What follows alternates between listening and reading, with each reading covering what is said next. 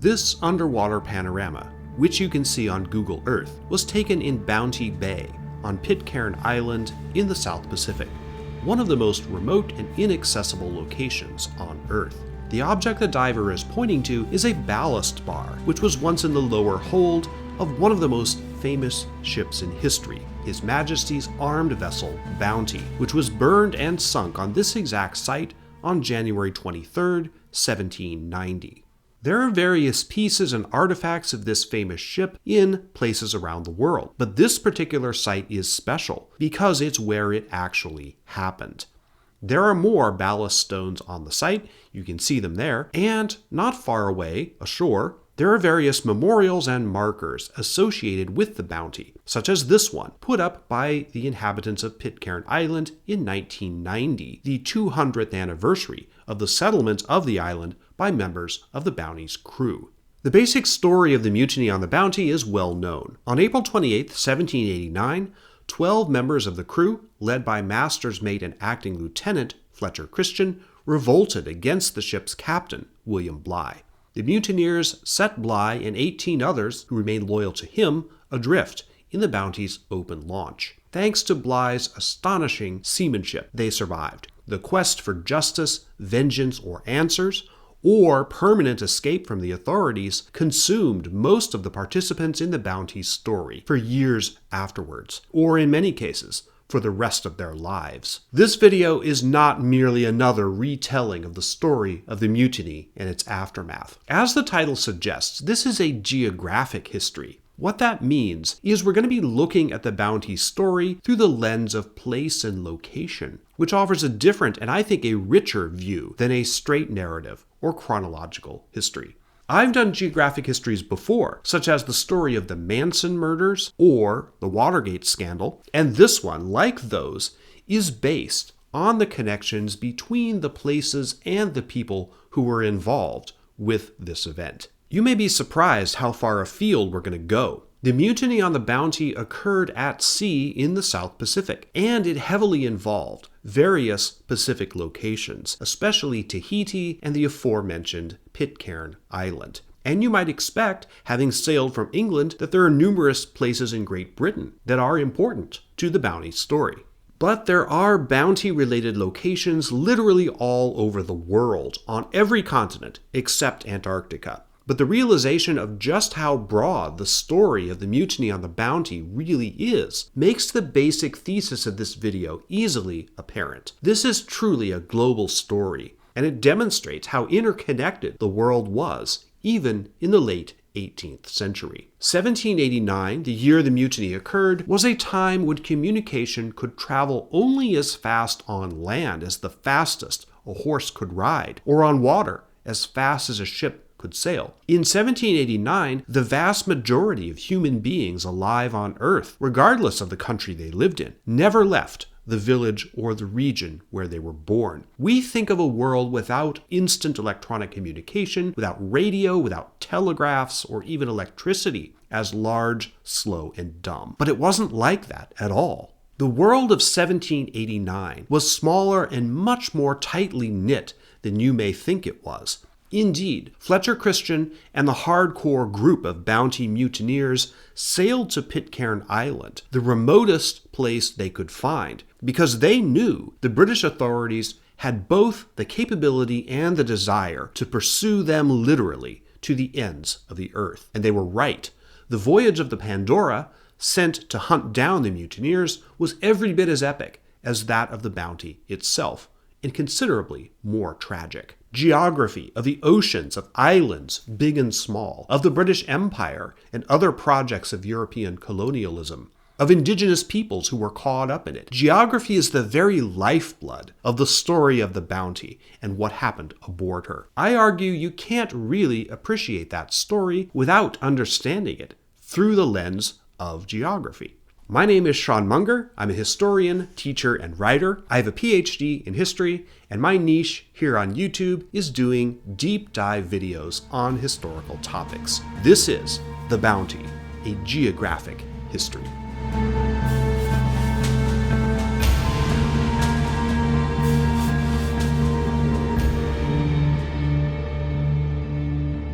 The Pacific is one of the main geographic areas that this video is concerned with, and this vital region in the world is in the news every single day. Not long ago on Ground News, I read this story about a Lithuanian man who tried to row from San Diego to Brisbane, Australia in a small rowboat, and who almost made it until a cyclone intervened and he had to be rescued. Honestly, I don't even think Captain Bligh could have accomplished that. Ground News is a website and app that aggregates news stories from across the world and across the political spectrum. Here's how it works. On the website, we can see the story about the rescue has been covered by 52 news sources, some leaning left, some leaning right, some in the center of the political spectrum. This story is pretty much evenly split between left and right. Ground News displays the political leaning of the sources covering the story. This feature, bias distribution, is the key to showing how the story is being reported across the media landscape. If you click on Bias Comparison, you'll see that on the left of the spectrum, sources tend to play up the heroism of both the Australian Navy and the adventurer himself. On the right, they focus mostly on the technical details of the rescue. Ground News has many other great features. I have a list of topics that I check regularly, and in the archaeology topic, always fascinating, I found a story about new tests on the skeleton of a human Neanderthal hybrid found in Portugal and dated to about 28,000 years ago. I would never have seen this without Ground News. Ground News is a great tool to help you understand the information you read and cut through the spin and disinformation that's now unfortunately a feature of our media landscape. And Ground News can be fun too. So if you go to ground.news/Munger right now, you can subscribe through my link for 40% off the Vantage plan, which is the plan I use every day. Or you can scan the QR code to get there. And for less than the cost of a coffee, you can stay informed and support my work at the same time. Now back to the story of the Bounty.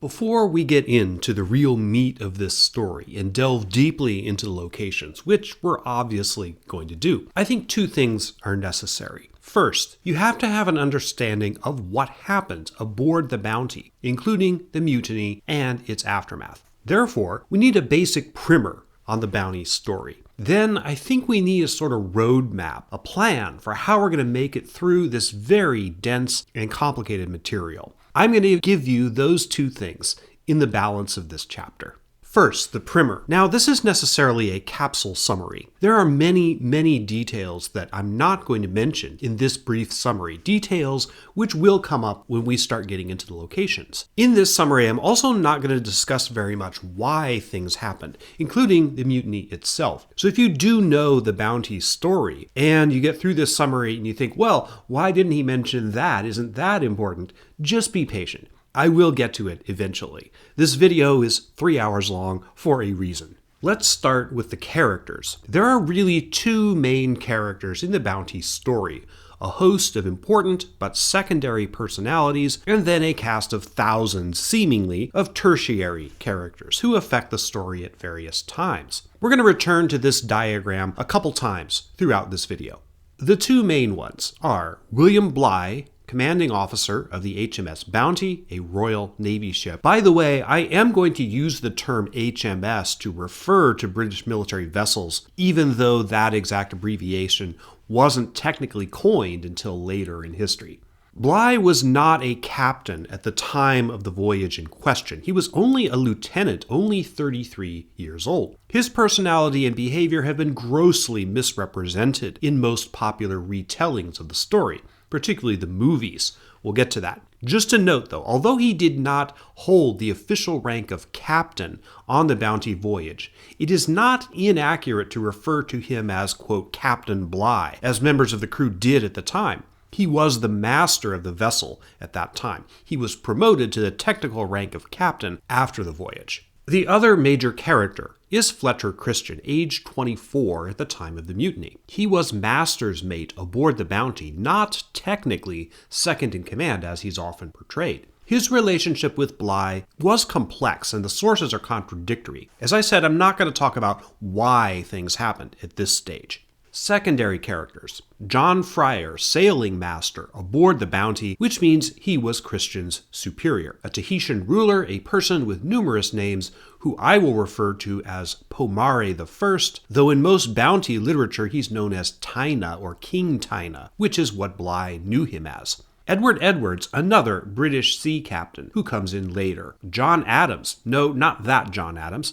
this person, an able seaman aboard the Bounty, he told everyone his name was Alexander Smith. The third tier of personalities, this motley crew. No, crew, C-R-E-W, not C-R-U umlaut E. I'm just going to leave these people alone for the moment, except for one unpleasant fellow called Matthew Quintal, another able seaman. This is breadfruit, which grows in Tahiti and other South Pacific islands. The British knew about breadfruit because in 1777, on the third voyage of Captain James Cook, William Bligh was his sailing master on that voyage, they took note of it. Part of the purpose of Cook's voyages was scientific and botanical. Now that is an important detail. Anyway, in 1787, the Royal Navy decided to send an expedition to Tahiti to collect breadfruit and bring it to British plantations in the West Indies to be used as a food source for slaves harvesting sugarcane. Now that's something to keep in mind. The Bounty's entire mission was based on slavery and a scheme to make it more profitable. Departing England in December 1787, under Bligh's command, with 46 people aboard, the Bounty had a fairly arduous journey to the South Pacific. We will talk about that. And it arrived in October 1788. Pomare, the most important indigenous leader in Tahiti at this time, who knew Bligh personally from his previous visit 11 years earlier, tells him, hey, you want breadfruit? Sure, no problem. Take as much as you want. It literally grows on trees around here. During the 5 months, yes, you heard that right, 5 months that the Bounty was there in Tahiti, various members of the crew interacted with the indigenous people of the island. For various reasons, Bligh's relations with his own crew deteriorated, though not anything like the harsh disciplinarian as he's portrayed in the movies. Bligh did apparently yell and scream a lot, and he had a personality clash with Christian that became critical to what happened later. In April 1789, with the ship stuffed to the rafters with breadfruit plants, the Bounty left Tahiti. Again, I'm not going to talk about why it happened yet, but after a series of conflicts and altercations, on the morning of April 28, 1789, while the Bounty was at sea, a group of men led by Christian, armed with various weapons, grabbed Bligh out of his cabin and hauled him up on deck, with no pants on, I might add. The crew was about evenly split. About half of them were clearly loyal to Bligh. Less than half were active mutineers, and for several right at the start, it was hard to tell which side they were on. Suffice it to say, Christian told Bligh and 18 of the loyalists, including Fryer, to get into the Bounty's launch, a boat 23 feet long. More of the crew wanted to go with him, but there simply wasn't room for them on the boat, which meant they had to stay aboard the Bounty, essentially as prisoners. Christian gave Bligh some food and a sextant, some charts and such, and they had sails aboard the launch. And then he set them adrift. In one of the most amazing feats in the history of seafaring, Bligh captained that launch for 48 days on a voyage of 3,500 nautical miles from the site of the mutiny to a port called Kupang in the Dutch East Indies. There was very little food or water, no shelter, and they constantly had to bail out the boat to prevent it from sinking. Amazingly, with the exception of one man who was killed by the indigenous people of Tofua Island, he didn't lose a single man on the voyage, although several died after they reached land or on the voyage back. Bligh, of course, reported back to England about the mutiny. In the meantime, Christian, the mutineers, and his prisoners, knowing that the British authorities would come after them, first tried to establish a settlement on an island called Tubuai, about 350 miles, 563 kilometers from Tahiti. Their continual conflicts with the indigenous people of that island ultimately made this impossible. The mutineers split into two groups. One, what you might call the hardcore Fletcher Christian fanboys. This group included John Adams and Matthew Quintal. They stuck with him and his plan to find a deserted island where they could hide out, basically forever. The charts they had with them made mention of an island called Pitcairn, or Pitcairn's Island, but they weren't sure exactly where it was. Before leaving, Christian and the hardcore group stopped at Tahiti and took a group of Tahitians with them, including some women they kidnapped by deception, intending to use the Tahitians basically as slaves. The second group, 16 at first, though 2 later died, composed of mutineers and also those Bligh loyalists who wouldn't fit on the boat, elected to take their chances by staying on Tahiti. The hardcore group did eventually find Pitcairn Island. Shortly after they got there, in January 1790, one of their group, Quintal, set fire to the Bounty, which meant they would be basically stranded there forever, or at least until somebody from the outside world happened upon the island. That might not happen for decades, and in fact, it didn't. Meanwhile, Bligh was court-martialed when he returned to England, but he was found not responsible for the loss of the Bounty. He was, in fact, promoted to captain at long last. The Admiralty sent out an expedition, the HMS Pandora, under the command of Edward Edwards, to hunt down the mutineers. I will refer to this as the Revenge Mission or the Revenge Voyage. Bligh was not involved in the Revenge Voyage at all. Starting with Tahiti, which was his first stop, Edwards managed to round up all 14 of the men from the Bounty who were still alive on Tahiti. Remember, that group included mutineers and marooned loyalists. Edwards had them locked into a bunker specifically built on the Pandora's deck to hold them. Yes, this is the origin of the phrase Pandora's box in the English language. Pandora is a goddess from Greek mythology, but in the original legend she had a jar, not a box. Anyway, Edward did not find the hardcore group that was hiding out on Pitcairn Island. The revenge mission ended tragically. On August 28, 1791, the Pandora ran aground on the Great Barrier Reef off Australia. 31 of her own crew and 4 of the former Bounty crew died in the disaster. There were now 10 Bounty survivors left alive who reached England, where they were all court-martialed. Of those 10, 4 were acquitted and 6 found guilty and sentenced to death. Of those 6, 2 were pardoned by King George III, 1 had his sentence postponed and was also later pardoned, and 3 were hanged from yardarms aboard the HMS Brunswick in Portsmouth Harbor on October 29, 1792. Bligh was not present for any of this. The Admiralty had sent him on a second junket to pick up breadfruit and haul it to Jamaica, a do-over of the Bounty expedition, which was successful. Well, sort of. Let's just say they did get the breadfruit, and they returned to England safely. When he initially got back in 1790, Bligh and his story were treated favorably by the Admiralty and the British public and press. By the time of his return from the second breadfruit voyage in 1793, however, public opinion had changed, and people started blaming him for the mutiny, a fateful change in perception, as we'll see. As for the hardcore group on Pitcairn, Christian's group, their little colony was riven with violence, racism, alcoholism, sexism, and abuse. The Bounty men treated the Tahitians, particularly the women, as slaves or property. A group of Tahitians rose up against the Britons in September 1793, killing several of them, including Fletcher Christian, who by this time had 3 kids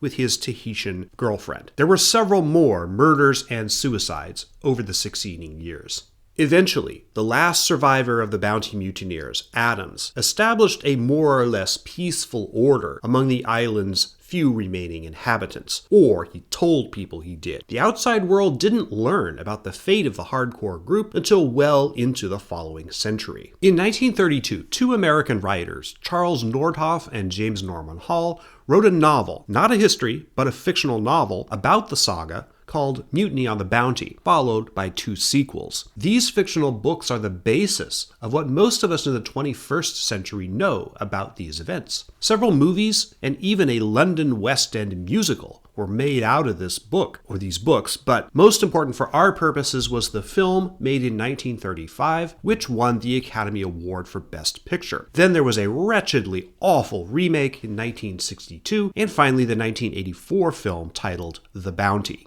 All the films are inaccurate, but of these three, the 1984 film gets the closest to the real facts. I'm going to talk about the films in more detail later. Among historians, mostly popular historians, the ivory tower academics haven't done quite as much work on this topic. The major question they're usually concerned with is essentially, of the two main characters in the story, Bligh and Christian, who's the hero and who's the villain? I don't think that's a very helpful framing. But when people argue about the mutiny on the Bounty, that's usually the question they're arguing about. Now, it may sound like I've told you the whole story, and we're done here and you can go watch cat videos now. Well, I'm afraid we're not even close to done. While you do need to know this capsule summary of what happened, I've told you about 2% of what's important about the Bounty phenomenon. The rest we're going to get from a deep dive into the geography. Here's how we're going to proceed through the rest of this video. I've organized this material geographically, not so much chronologically or thematically. We have to start, as my videos often do, with the deep context. Here, I'm going to call it the outside context, because the sites we're going to see are generally outside of the two main regions where most of the story takes place, the South Pacific and Great Britain. Then, as Bligh did, we're going to take a preliminary voyage to the Pacific with Captain James Cook, who, despite being dead for 10 years before the mutiny on the Bounty, definitely counts as an important secondary character. See, there he is on my chart. We can't understand the Bounty phenomenon without understanding what Cook did, where he went, and why. Then we're going to look at England. First, the core sites that are mostly in and around the London area, then farther afield from London. This is necessary to give some context and background to some of these characters, Bligh and Christian particularly, whose lives intersected even before they boarded the Bounty for that fateful voyage. Tahiti is naturally a main destination. We have to understand what happened there, and then the events that rippled outward from it. The smaller islands like Tubuai, Tofua, those sorts of places.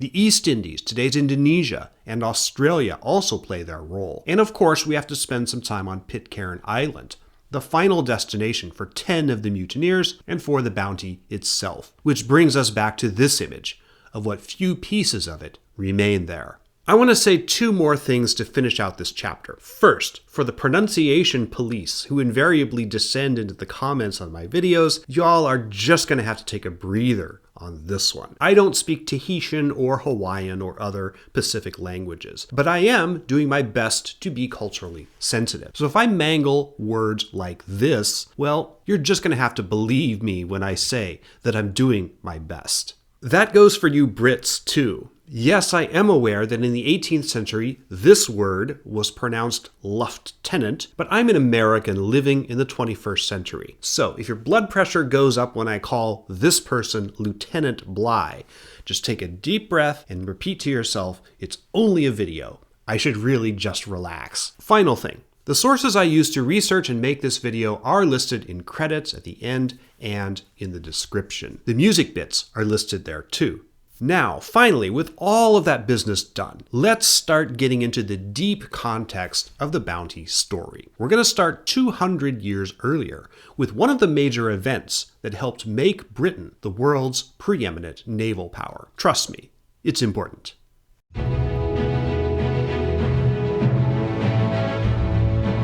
This location is near the small coastal town of Gravelines in France, near the entrance to the English Channel. On August 8, 1588, one of the greatest battles in the history of naval warfare occurred in these waters. This was the ultimate cage match between the mighty Spanish Armada of Philip II, the Catholic Emperor, and the fleet of the upstart Protestant English ruler, Queen Elizabeth I. The Spanish Armada was defeated for many reasons, not just this single battle. A series of storms off the coast of Ireland certainly helped, but this conflict was a major milestone on the road to British domination of the oceans. England had entered the Tudor period in 1485 with the ascension of Henry VII to the throne, as a small, relatively poor European country without a lot of influence outside the British Isles. By the time of the war with the Spanish in the 1580s, and especially by the time of the death of Queen Elizabeth in 1603, England, and Britain as a whole, was much wealthier, far more powerful than it had been in 1485, and was enjoying an economic and cultural golden age. This was the era of Shakespeare and Philip Marlowe, and it was just on the eve of British colonization of North America that began at Jamestown in 1607. Throughout the 17th and particularly 18th centuries, the British built ships, both military and civilian, and maintained networks of trade, cultural exchange, and military power that expanded throughout the world. This was the true beginning of the British Empire. That empire was knitted together through ships and naval dominance, which was made possible in part by the eclipsing of Spain as a major naval power. And their seaborne empire made the British quite rich. To be sure, most of Britain's wealth in this period was based on slavery and exploitation. From tobacco farms in the tidewaters of Virginia, to the brutal sugarcane fields in Jamaica and Barbados, to tea plantations owned and cultivated by the British East India Company, people of color, many of them slaves, worked and sweated and lived and died under the whips of their British overlords. The British weren't the only Europeans doing this kind of thing. The Spanish, Portuguese, French, and Dutch were also squeezing wealth and resources out of overseas colonies, from the Philippines and Java to Brazil and Saint-Domingue in the West Indies, and most of the labor was built on slavery. But projecting political and economic power overseas, particularly through the use of ships, was an overwhelming preoccupation of powerful men, and they were all men in positions of power, in Britain. This is the battlefield of Yorktown in Virginia. This was the site of the decisive land battle of the American Revolutionary War, where the Continental armies commanded by George Washington defeated his British opponent, Lord Charles Cornwallis, in October 1781. Now, it's probably not true that the British drummers played the song "The World Turned Upside Down" at the surrender. That's a legend that first appeared late in the 19th century. But Yorktown and the loss of Britain's American colonies clearly did mark a significant change in the fortunes of the British Empire. It's quite telling that after his defeat in Virginia, Cornwallis's next major assignment was as Governor General of India, which was at that time transitioning out of control by the British East India Company to a more direct form of administration by the British government.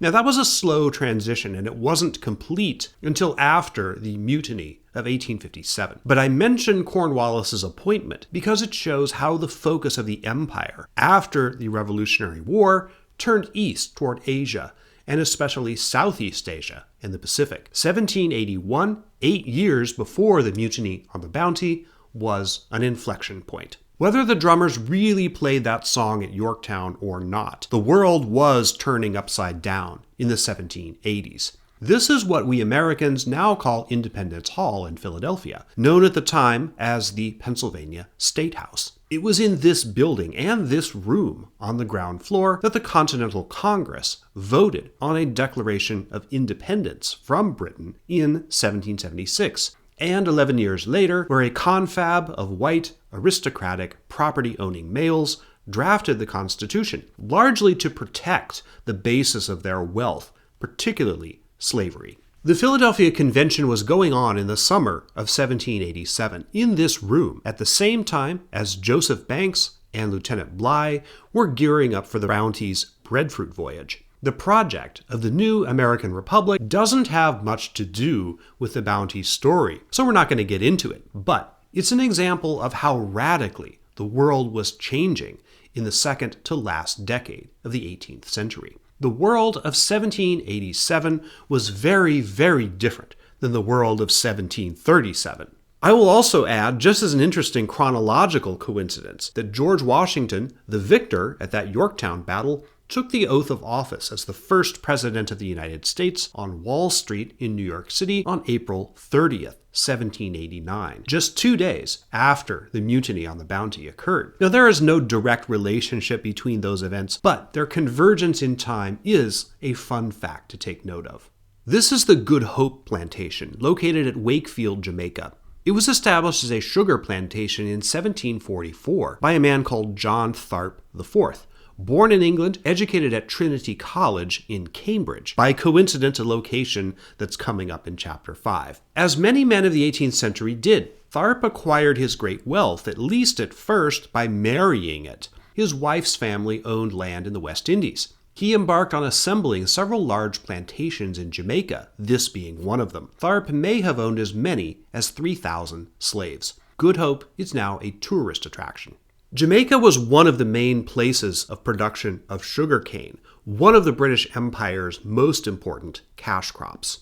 Sugar was introduced to the Caribbean by Christopher Columbus. By the 18th century, it was a huge industry, and it depended on the back-breaking labor of enslaved people. Sugar is and was an extremely labor-intensive crop. The harsh conditions under which it was made, combined with tropical diseases and mistreatment, meant slaves on Britain's West Indian plantations led nightmarish lives.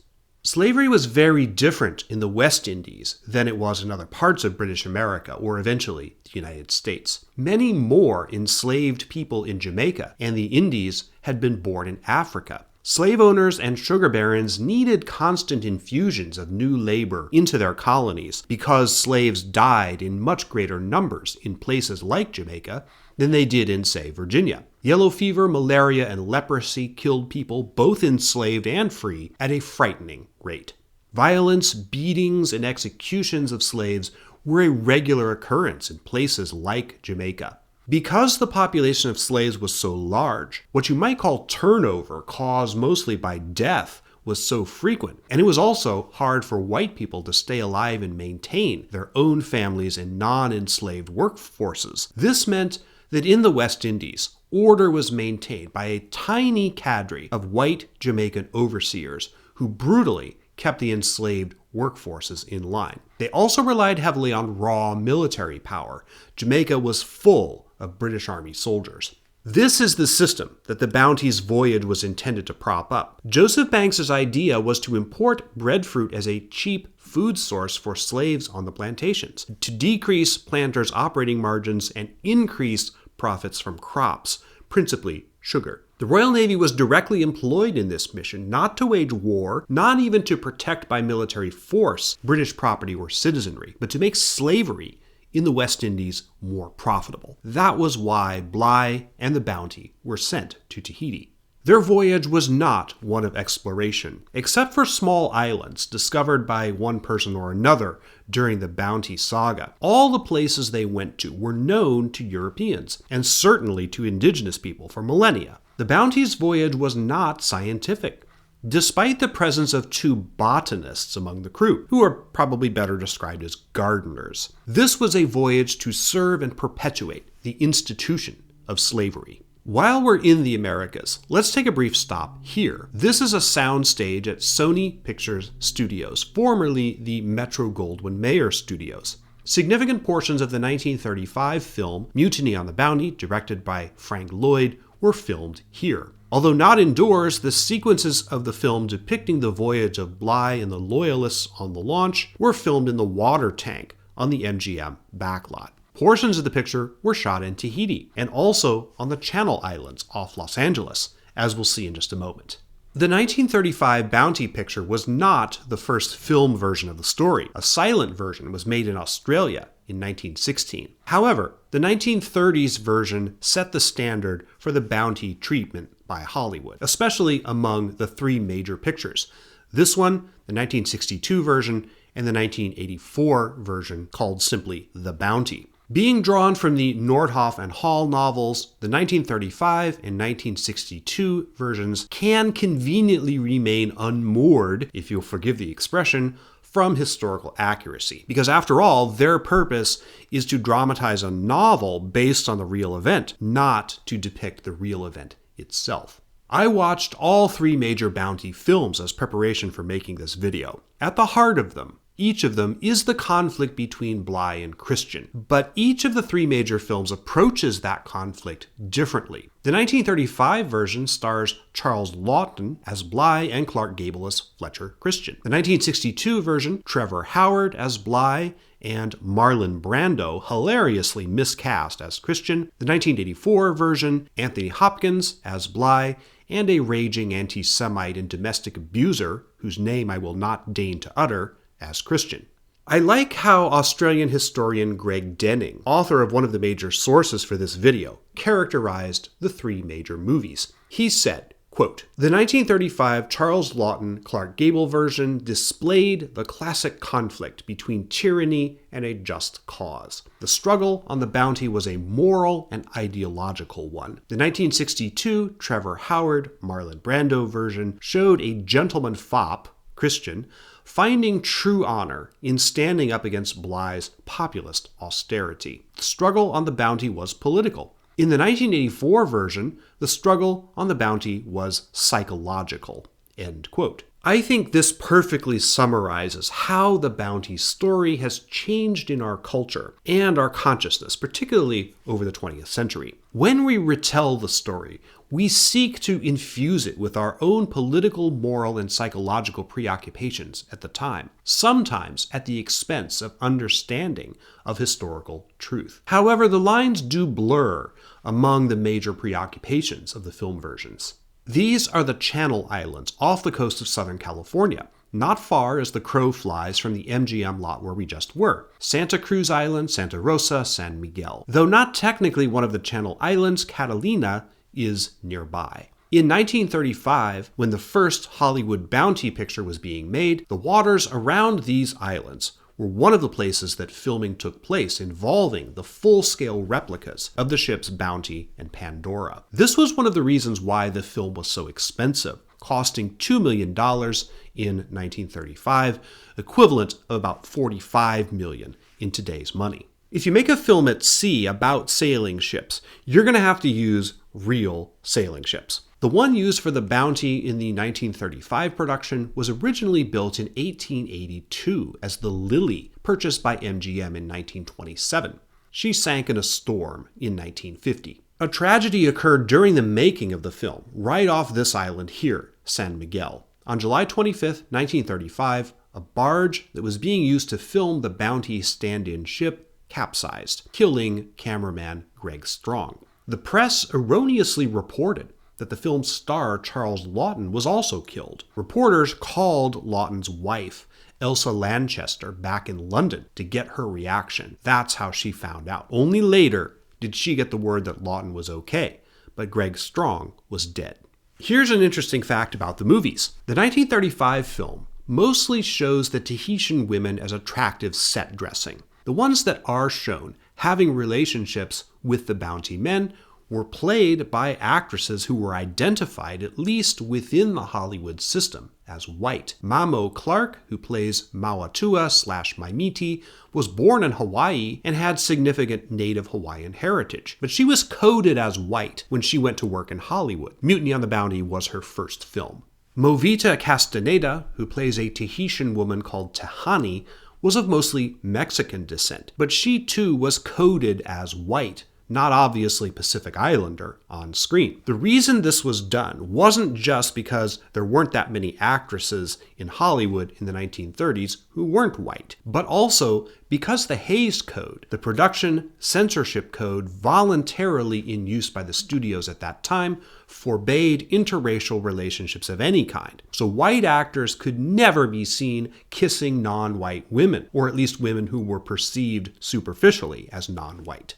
Movita Castaneda, however, after marrying an Irish boxer named Jack Doyle, eventually developed a relationship with none other than Marlon Brando, who starred as Christian in the 1962 version. But while making that film, Brando fell in love with and ran off with Charita Teripaya, who played Mauatua/Maimiti in that film. I'll come back to that story briefly in Chapter 8. So far as I know, Movita Castaneda is no relation to Carlos Castaneda, 1960s cult leader, cultural appropriator, and fraudulent guru, whose followers continue to be outraged by a video I made 7 years ago about his victims, one of the first popular videos on this channel. One more movie-related site. Replicas of the Bounty were constructed for both the 1962 and 1984 versions at considerable expense. The replica built in 1960 was constructed in Nova Scotia. After its use in the movie, the ship, still owned by MGM,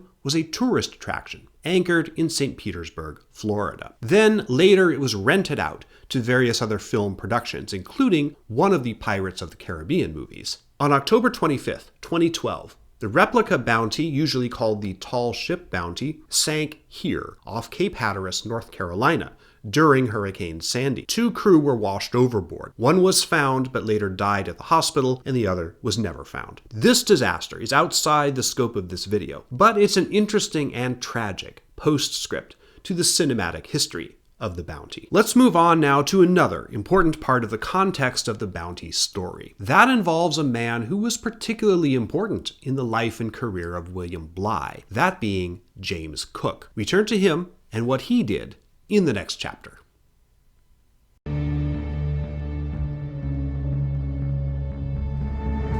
To note that James Cook is a controversial figure in history is a monstrous understatement. Fated as a hero in his own time, countless places around the globe, especially in and around the Pacific, were named for or by Cook, and there are numerous memorials to him. We'll see one, in fact, in just a few minutes. But Cook is also the face of European colonialism and violence against indigenous peoples.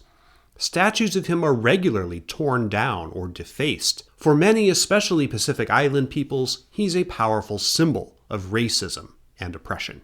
This is called the Captain Cook Memorial Museum.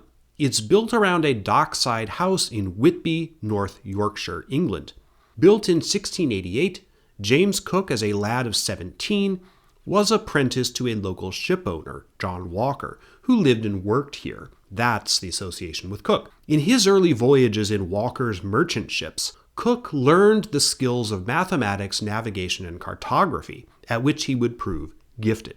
In 1754, just as Cook was moving up in the ranks of the merchant navy, war broke out between the British and French empires. This conflict, called the 7 Years' War in Europe and the French and Indian War in North America, was possibly the first true world war. Cook quit the merchant navy and joined the military, the Royal Navy. The first ship on which he served was the HMS Eagle. Let's fast forward 13 years to 1768. With the war over, and Cook now established as a promising young officer, the Admiralty decided to put him in command of an ambitious expedition to the South Pacific. The purposes of this voyage were twofold. Cook was intended to scout out lands that Europeans either knew of but didn't know much about, or had not yet discovered but believed likely to exist. More interestingly for our purposes, I think, the other objective of Cook's voyage was to carry astronomers to observe and record from a southern latitude the planet Venus crossing in front of the sun's disk. This event has significant implications for astronomical and mathematical science, and also for the issue of finding longitude at sea, which is a saga unto itself. It's tangentially related to the Bounty story, and I will mention it in Chapter 4. An important passenger on this first voyage of Captain Cook was one Joseph Banks, who was the expedition's official botanist. Remember him, he becomes important later. A man called William Peckover also sailed with Cook on this voyage. He would be aboard the Bounty during its famous voyage. He was a loyalist who went with Bligh in the launch. Cook and his ship, the Endeavour, left Portsmouth Harbor in August 1768 for what was to be an epic 3-year circumnavigation of the globe. He did find the southern continent, Australia, in 1770. It was not totally unknown to Europeans, for Dutch sailors had been skirting along it for quite a while. But Cook's expedition made what was actually down there slightly more clear, geographically speaking. And he did take the astronomers to observe Venus from Tahiti. In fact, the point from which they did so, above Matavai Bay, is called Venus Point for that reason. We'll visit that location in Chapter 7. Cook also began his long and acrimonious relationship with indigenous peoples he encountered along the way. While mapping the coast of New Zealand on this first voyage, Cook's men killed at least 8 Maori. He also had violent encounters with indigenous people in Australia, where one Aboriginal man was shot and wounded upon their first meeting with the British. When he did seek to trade with indigenous people, Cook usually bartered with fairly worthless trinkets and often seemed shocked if the people he was trading with questioned their value. This kind of thing was a pattern with Cook. After his return to England in July 1771, a year later, Cook departed on a second voyage. The purpose of this one was to clarify what he'd discovered in Australia. Was it really attached to a larger southern continent or not? Though he didn't actually sight Antarctica, Cook was technically in Antarctic waters for a time. Cook brought back with him a Polynesian, known to Europeans as Omai, but more accurately called simply Mai, who was from the island of Raiatea. He technically traveled on the HMS Adventure, a companion ship that traveled with Cook's second expedition. After he visited England and palled around with King George, the Admiralty decided to send Mai back home via another Cook expedition. This would be his third. That was its ostensible purpose. The real purpose was a bit more strategic. Cook was sent out there again to look for the fabled Northwest Passage, which I'll return to in a moment. It is this third voyage of Cook that's most directly connected to the Bounty story, and which cemented Cook's negative reputation as the face of European colonialism. This island, which looks a bit like an amoeba, is called Kiriti-Mati Island, today in the country of Kiribati. I originally confused it with Christmas Island, now a territory of Australia, but it's not the same thing. This island is the one Cook visited on Christmas Day, 1777, in the first part of his third voyage. He thought he discovered it, and indeed he was the one who first put it on British charts, but it was actually discovered by the Spanish in 1537. It had no indigenous inhabitants in Cook's time. A few weeks later, in January 1778, Cook's ships happened upon the Hawaiian Islands at Waimea, now the famous surf spot on Oahu. He was the first European to visit this ancient society, which would soon become quite an important country on the map of the world, with tragic consequences. Cook called these islands the Sandwich Islands, named after Lord Sandwich, the first Lord of the Admiralty, who had signed the orders for his third voyage. And yes, the food, the sandwich, is also named for him. Cook's men traded with the Hawaiians, but they traded more than just material goods. Beads, cooking pots, cultural objects, and such. The Hawaiians' friendly nature, and especially the presence of beautiful women to a crew of surly Englishmen that had been cooped up on 2 wooden ships for a year or more, resulted in sexual exchanges between the Europeans and the Hawaiians. Cook and his crew introduced various venereal diseases into the Hawaiian population, which, as we'll see, was to have devastating consequences. Guess who was Captain Cook's sailing master on the Resolution, one of the 2 ships on the expedition? None other than William Bligh, future master of the Bounty. Cook was something of Bligh's mentor by this point, and clearly one of the few people that Bligh ever admired. During this third expedition, when they visited Tahiti, Bligh made the acquaintance of the local chief, Taina Pomari I, who he would cross paths with again when the Bounty showed up 11 years later. There were also 2 other future Bounty crewmen on this expedition, one of them being the aforementioned William Peckover. This is Nootka Sound in British Columbia. There are many islands here, the largest of them being Vancouver Island, which was named for George Vancouver, also on the expedition, who would later command Pacific expeditions of his own to Hawaii and what became British Columbia. Noteworthy here, too, is just to the right of this spot, an island named after Bligh himself. This is pretty far from Hawaii and Tahiti and Australia. Well, what was Cook doing up here? Well, for centuries, Europeans had envisioned that there was some sort of sea passage, not obstructed by ice, that could connect the Atlantic to the Pacific Oceans. The Spanish thought it must be there somewhere. So did the Dutch and the French, and of course, the British. In fact, Europeans kept sending out various voyages of exploration in search of the Northwest Passage, and they simply couldn't believe that there was no such thing. Though Cook searched diligently for the Northwest Passage, his failure to find anything of note and the increasing encroachment of ice along the coast forced him to turn back south. In November 1778, he returned to Hawaii, but he sailed around it for about 2 months, looking for a good place to land. Hold that thought a moment. Cook's interactions with native peoples, which as I said were negative from the start and often violent, were one thing. He wasn't much nicer to his own men. James Cook was a man prone to fits of temper and rage. He loved to order punishments. On his third voyage, he had no less than 37% of his crew flogged at one time or another, and he held men in irons, sometimes for weeks, for minor infractions. While Cook was on the cutting edge among sea captains in prescribing measures against scurvy, such as vitamin C, ironically, he may have been suffering from a vitamin B deficiency, which can cause irritability and impaired judgment. This is just one of many explanations that historians have offered for what happened upon Cook's return to Hawaii. Or he might have just been a racist dick. Exactly what transpired when Cook showed up again is a matter of ferocious debate in the academic community. The traditional view, which members of the Cook expedition themselves seemed to have believed, and which may even have been initiated by Bligh, is that the British ships happened to return during a Hawaiian religious ritual, and they mistook the commander for their own god, Lano. This view was challenged by academics beginning in the 1990s, with the opposite school of thought being that not only did the Hawaiians not quote-unquote deify Cook, but the evidence that they did, or even could have, is a colonialist misreading of indigenous Hawaiian cultural sources. This video is about the Bounty, not Captain Cook, so I'm not going to try to resolve this debate, which has been going on since 1992. All the more that I'll say about it is that I am extremely skeptical of narratives about how Europeans are supposedly mistaken for gods by indigenous peoples. These narratives work their way into a lot of histories of European contact and colonization. Hernán Cortés and the conquest of the Aztecs, I'm looking at you.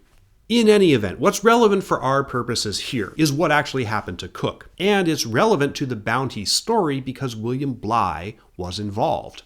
This is Kealakekua Bay on the Big Island, Hawaii. This is where Cook eventually decided to try to put in and take on wood, fresh water, and other provisions. This is one of the most famous places in Hawaiian history. Cook's 2 ships, Resolution and Discovery, came here, left, and came back again a couple of times in January and February 1779. Each time, there was some sort of violence and a ratcheting up of tension between the natives and the British. There is evidence that Hawaiians were already suffering from venereal diseases brought by Cook and his crew on their earlier visit to the islands. That seems fairly likely. In any event, there was now hostility between the two sides. When some Hawaiians stole a longboat from the HMS Resolution, Cook retaliated by ordering his men to kidnap the Ali'i Nui, the local Hawaiian ruler, and hold him for ransom to get the boat back.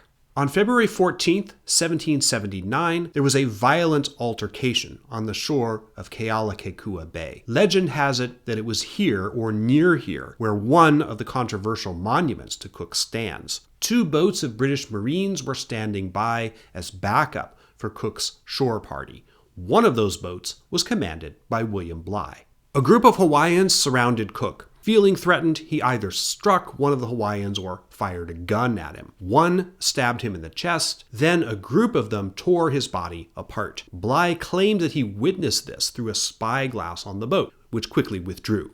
Some portion of Cook's body was eventually returned to the British for burial. 4 Marines were also killed in the altercation. Bligh, in later writings, blamed the Marines for allowing the situation to get out of control and failing to protect Cook.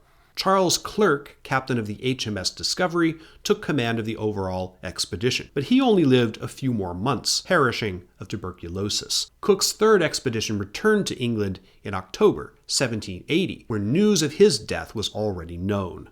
The diseases introduced into the Hawaiian Islands by Cook's expedition were devastating on the population. This kind of thing, almost always a consequence of European contact with indigenous societies, paved the way for colonialism and exploitation. Within a generation after Cook's voyages, Hawaii was a central stop on ocean routes across the Pacific by trading ships bound for the Far East, including the famous China Clippers, and especially by whalers. Cook and the diseases he brought initiated a demographic collapse. That was his true legacy. The shrinking population and political turmoil left in the wake of European contact enabled an up-and-coming Hawaiian chief, Kamehameha, to unite the fractious islands under his rule after a series of wars from the 1780s to 1810. That story is beyond the scope of this video, but it is a pretty interesting one.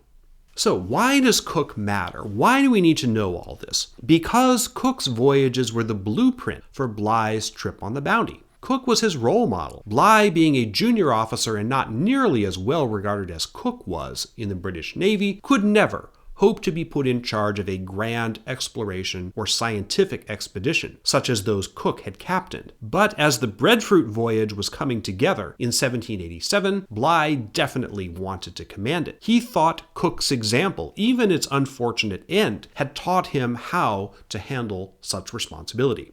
Bligh did not imitate Captain Cook literally. He was, for example, considerably less harsh on his own crews than Cook had been, contrary to the image passed down to us, particularly from the movies. He was also not as hostile and twitchy toward the indigenous Pacific Islanders he encountered. For spending 5 months anchored in Tahiti, Bligh and the men under his command had considerably fewer conflicts with natives and considerably less serious ones than Cook did in a much shorter period of time. Bligh, in other words, intended to out-Cook Captain Cook and improve on his record. Let's now turn to the genesis of the Bounty voyage in England and specifically locations around London.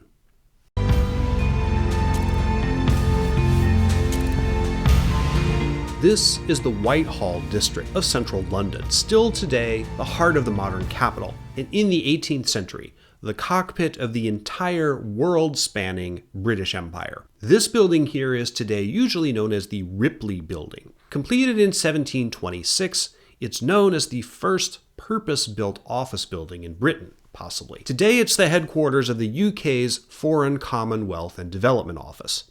But in the 1780s, this was known as the Admiralty, both the building and the institution that was headquartered here. The giant and complex navy that Britain built in the centuries after the Spanish Armada was controlled from here. This was its nerve center, its bureaucracy, its nervous system, so to speak.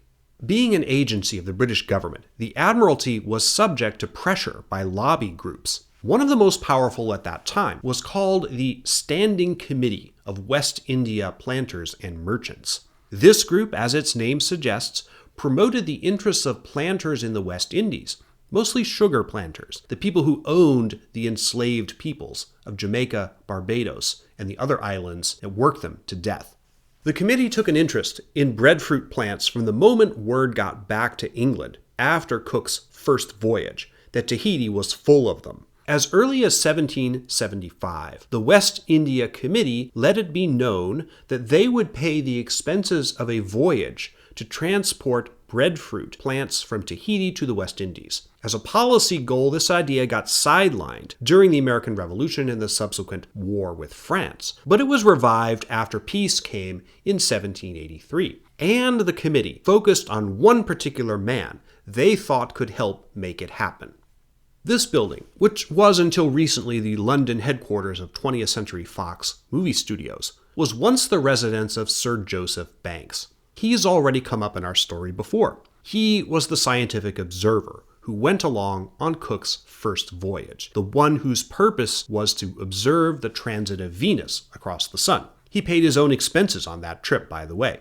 Banks's real passion was botany and plants. He was an exemplar of the tradition of what you might call naturalists, or usually gentlemen naturalists. These were guys, and they were almost always men, who were, as Banks was, wealthy, usually nobility, recipients of classical educations, but who had developed a keen interest in physical science, plants and animals particularly. institutional science as we know it today, with a myriad of specialties and intensive specific training in academic universities. That didn't exist in the 18th century. Banks was as close as one came at that time to being a professional scientist. He was also very well connected.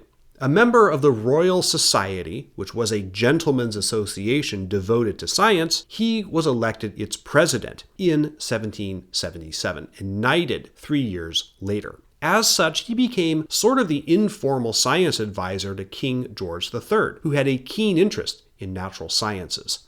Because he had the ear of the king, he was the natural target upon whom the West India Planters Committee focused their attentions to get the breadfruit voyage on the Admiralty's official agenda. It worked. Thanks to Banks's influence, the Prime Minister, William Pitt the Younger, announced the breadfruit voyage in February 1787. Banks also had another obsession and decided to kill two birds with one stone. Britain's prisons were bursting at the seams, particularly with criminals like thieves, who in a previous era would have been hanged, but who were now generally spared, thanks to liberalizing sentiments about crime and punishment. But because of the successful revolts of the American colonies, British courts no longer had those colonies as a dumping ground for criminals and undesirables. So, Banks thought, hey, well, what about that land that Cook had charted successfully on his second voyage? It wasn't yet generally called Australia, but that's what he was thinking of. Banks sold the British government on the idea of establishing a colony there, specifically as a penal colony, a prison. At first, the idea was that a single voyage would accomplish both objectives, dropping off burglars and cut purses at Australia and picking up breadfruit in Tahiti. But Banks realized that splitting the thing into two separate missions was more likely to result in the success of both of them. I'm going to talk about the founding of New South Wales, Botany Bay, Australia in Chapter 12, but this is how the Bounty expedition got going. The personal connection between Banks and William Bligh isn't exactly clear. They sailed on separate voyages under Cook, and although Banks had probably heard of Bligh, there's no evidence that he recommended him personally by name to the Admiralty as commander of the breadfruit voyage. Banks may simply have told the Admiralty that he thought someone who had sailed with Cook would be a good choice, and as sailing master on the last Cook voyage, Bligh was the natural one. In any event, as soon as he was appointed commander of the voyage, Bligh began writing flattering letters to Banks. William Bligh lived here, in a part of London called Lambeth. We'll get into Bligh's early life and biography in the next chapter. This house is conveniently located just down the block from the Imperial War Museum, one of the all-time coolest historical attractions in London. Bligh and his wife moved into this house sometime in the 1780s, before the Bounty voyage, and he continued to live there until a year or so after his wife's death in 1812. It's today a bed and breakfast. The views you're seeing on screen here are interior views of that house, remodeled, obviously, but it is the same property, and as you can see, its owners definitely make hay of Bligh's connection to the Bounty story. Bligh was not a captain, as I said. His rank in the Royal Navy at the time of the Bounty voyage was lieutenant. He was only 33 years old. All of the three main film versions of the story show Bligh as a crusty old sea salt. Anthony Hopkins was 45 when he played the character in The Bounty in the mid-1980s. Trevor Howard was 48 when he played Bligh in the early 60s, but the costuming and styling that they applied to him made him look much older than that. Charles Laughton was at least in the right ballpark. He was 35 when he played Bligh. But again, the film made him seem older. Though Bligh in real life was an experienced naval officer by 1787, and, especially as we'll see, gifted at navigation and seamanship, he was not an old man with numerous commands behind him. He saw the Bounty voyage as a career stepping stone. If he completed it successfully, the Admiralty would have to promote him to full captain when he returned.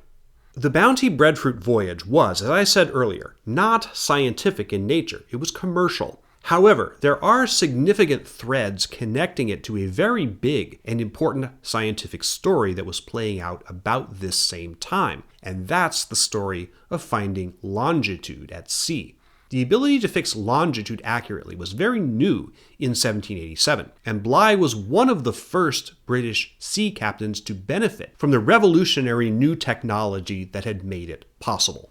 This is a location in Cambridge, England, a little less than a 2-hour drive north of London. Look at that bizarre thing in a case on the corner of this building, which is a library at the University of Cambridge. That bizarre work of art is, of all things, a clock. It's called the Corpus Clock, created by John Cranshaw Taylor in 2008. This is what the Corpus Clock, that mechanical creature called the chronophage, is deliberately designed to look like a grasshopper. It's eating time, and the sculpture is meant to make you think of mortality. Why a grasshopper? Well, it's an homage to a unique device called the grasshopper escapement, which was invented by English clockmaker John Harrison, who created it in the 1720s.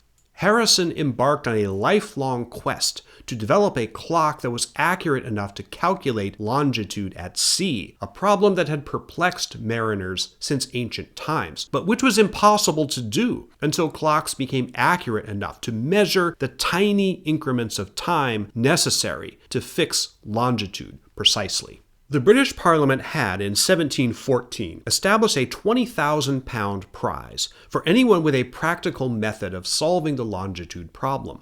Most of the people who went after the prize were astronomers who hoped that new methods of fixing locations of stars and celestial objects would yield precise longitude measurement. In fact, an attempt to test this very idea was part of why Captain Cook was sent to Tahiti in 1769 to observe the transit of Venus across the sun. Harrison meant to win the prize with a mechanical device, a clock, and later in his career a watch, or more precisely a marine chronometer, the first super-accurate timekeeping device in the world, which Harrison finished in 1761. He did not technically win the prize, which was not awarded to anyone. The story of this, which is incredibly fascinating, we don't have time to go into in any more depth, but it's chronicled in Davis Sobel's wonderful 1995 book Longitude, which was made into an A&E miniseries starring Jeremy Irons. However, Harrison's chronometers H4 and H5 were immediately copied upon the orders of the Admiralty by a man called Larcom Kendall, a Cambridge watchmaker who was apprenticed to John Jeffreys. Jeffreys was Harrison's assistant when he made the original chronometers. Captain Cook brought Kendall's copy of H4, known as K1, on his second and third voyages. And as sailing master, that meant that William Bligh handled and worked with it every day. The Cook voyages, in fact, were the ones that proved that Harrison's chronometers really worked for calculating longitude. Kendall's next copy of Harrison's H4 chronometer was called K2, and he, Kendall, finished it in 1772. K2 was the exact self-same chronometer that William Bligh brought with him on the Bounty voyage. The mutineers knew of its value, and when the mutiny occurred, Fletcher Christian kept it aboard the Bounty. K2 remained intact and continued to run, in fact, all throughout the subsequent adventures and the settlement of the group of the mutineers on Pitcairn Island. John Adams, in fact, gave K2 to Mayhew Folger, the American whaling captain who rediscovered Pitcairn Island in 1808 and solved the long-standing mystery of what had happened to that group of mutineers. Because Adams gave up the chronometer, that is the reason it survives today. It's currently in the National Maritime Museum in Greenwich, England, which also houses some of Harrison's early sea clocks. Incidentally, the original of this painting of Captain Cook, which you've seen several times in this video so far, is also hanging at the National Maritime Museum. Let's pop back to London. This house, 15 Percy Street in London, was between 1928 and 1931 the home of actor Charles Laughton, who we've talked about before, in fact, just a few minutes ago. Laughton's portrayal of Bligh in the 1935 Mutiny on the Bounty film is undoubtedly the definitive performance of this character, and it has a lot to do with how the image of Bligh has come down to us today, an image that is significantly at odds with history. I'm going to talk about the real Bligh and his personality in more depth in Chapter 6. Lawton, born in Yorkshire in 1899, was one of the preeminent stage actors in Britain in the first half of the 20th century. Claude Rains, most famous for his role in Casablanca, was his acting teacher. Lawton started his film career with roles at the tail end of the silent era in 1928. In a few of his early pictures, he played opposite Elsa Lanchester, whom he later married. As I stated earlier, Lawton was bisexual. It was with Lanchester that Lawton made the Hollywood film that made him a star, The Private Life of Henry VIII, in 1933, where he played Henry and Lanchester portrayed Anne of Cleves. Lawton was a hot property in films after that, which is how he eventually got the role of Bligh in Mutiny on the Bounty. Wallace Beery was the first choice for the role. Lawton, however, got so deep into the preparation for the role that he found records from one of the real William Bligh's tailors in London, records that included the measurements of uniforms that had been made for him. Lawton insisted that his costumes in the film be accurate to those measurements. Overweight for most of his life, Lawton had a severe body image problem. Fitting into the uniforms, meant for a man of Bligh's size who was not overweight, was one of Lawton's constant trials during the making of the film. Another was comparing himself to the smoldering masculine pin-up image of Clark Gable, who in 1935 was thought to be the handsomest leading man in Hollywood. Lawton and Gable were nominated against each other for the Academy Award for Best Actor. Incredibly, a third performance from the same film, Francho Tone as Byam, a character loosely based on real bounty mutineer Peter Heywood, was also nominated in that category. The only time that three people from the same film have been nominated in the same Oscar category. None of them won. On March 8, 1936, at the Biltmore Hotel in Los Angeles, Victor McLagan took home the Oscar for Best Actor for his work in The Informer. Mutiny on the Bounty was nominated for 8 Academy Awards, but won only the top award, Best Picture. It is, in my opinion, the best of the Bounty films, and Charles Lawton's performance my favorite of the 3 actors who have played Bligh in the 3 major films. For being a relatively minor figure in history and usually remembered negatively, William Bligh is one of the real-life human beings upon whom the film industry has lavished the most quality attention. All 3 actors who portrayed this man in the movies, Charles Lawton, Trevor Howard, and Anthony Hopkins, were Academy Award winners for Best Actor. Lawton won his in 1934 for The Private Life of Henry VIII, Trevor Howard in 1961 for Sons and Lovers, and Hopkins twice for Silence of the Lambs and The Father. If I went down as one of the great villains in maritime history, I would find it at least something of a consolation at being portrayed on screen by such illustrious actors. The same cannot be said of Fletcher Christian. Though of the 3 men who played him in the major films, one, Marlon Brando, did win an Academy Award for acting, his performance in the 1962 Mutiny on the Bounty has got to rank as one of the worst performances of his checkered career, right down there with The Island of Dr. Moreau. Score 1, therefore, for Bligh.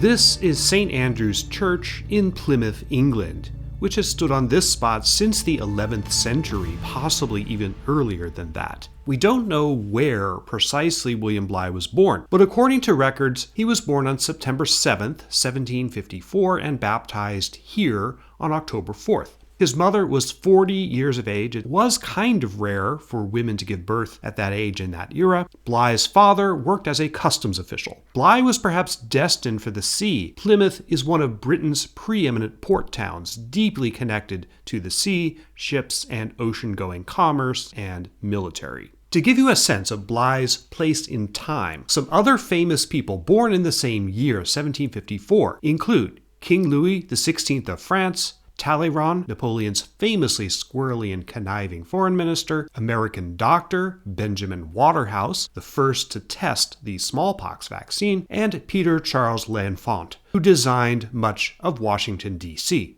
Bligh's first assignment in the Royal Navy was as a ship's boy or servant to the captain aboard the HMS Monmouth. However, he apparently did not go to sea on that ship, but rather at the age of 15 aboard HMS Hunter as an able seaman. This apprenticeship was crucial in teaching him the skills that would serve him well in the launch voyage after the mutiny. On this and several other ships, Bligh saw service in the waters off Ireland, the Atlantic, and the Caribbean. By 1775, when he was 21, he was promoted to midshipman aboard the HMS Ranger and served as master's mate, the same rank Fletcher Christian later had under Bligh aboard the Bounty. In 1776, Bligh got the plum assignment aboard Cook's ship for the third voyage, which we already talked about. Illustrious as that voyage was, however, Bligh's career stalled somewhat after he returned home in 1780. This is the Isle of Man, the largest island in the Irish Sea, lying between the island of Britain proper and Ireland. And this is its capital and largest town, Douglas. The Isle of Man has a curious recurrence in Bligh's background and the Bounty's story. It's a place deeply connected to Fletcher Christian too, as we'll see. It's unclear to me how or why Bligh went to the Isle of Man, but this place, Douglas, was where he ended up after returning to England following Cook's voyage. It was here in September 1781 that he married his wife, Elizabethan. He loved her. They remained married for 31 years until her death, but it was also strategic for him. Elizabeth's uncle was a man called Duncan Campbell, a wealthy merchant who owned a fleet of commercial vessels. After Britain was at peace beginning in 1783 and the Royal Navy downsized, Bligh found employment on some of Campbell's ships. This kept him in the game until Joseph Banks came calling, metaphorically speaking, as the breadfruit voyage was being organized in 1787. In the meantime, William and Elizabeth Bligh had 8 kids, though 2 of them died in infancy. I told you I'm not telling this story chronologically, so don't be surprised when I skip over the Bounty voyage, the mutiny, and the later parts of Bligh's career, including the Rum Rebellion. We're going to get to all of that in time, but let's fast forward to the very end of Bligh's life. This is the Garden Museum in Lambeth, right down the street from Bligh's house, where we were in the last chapter. The Garden Museum is built in an old church, St. Mary's, that for a very long time was this neighborhood's parish church. I wish Google Maps had a better view of the churchyard because in that yard is William Bligh's elaborate grave. This still photo will have to do. After the mishegas involving the Rum Rebellion in Australia, Bligh returned to England in 1810. As I mentioned before, his wife died in 1812. At this point, the Napoleonic Wars were drawing toward their end, and after peace came again in 1815, there were few commands available anyway, especially for an aging commander who had by now several notorious incidents on his record. His final years were quiet ones. In the fall of 1817, he developed cancer. On December 7, 1817, William Bligh died, age 63, and was buried here. The legend is that thing on top of the tomb is supposed to be a breadfruit. It's not. It's actually a representation of an immortal flame. Let's move now to Cumberland, England. Here's another place that I wish Google Maps had a better view of. This ancient farm is called Moorland Close in Eaglefield. There's no street view worth a damn, unfortunately, which is disappointing, but in that building right there, a very old farmhouse, Fletcher Christian, the other main character of the Bounty story, was born on September 25th,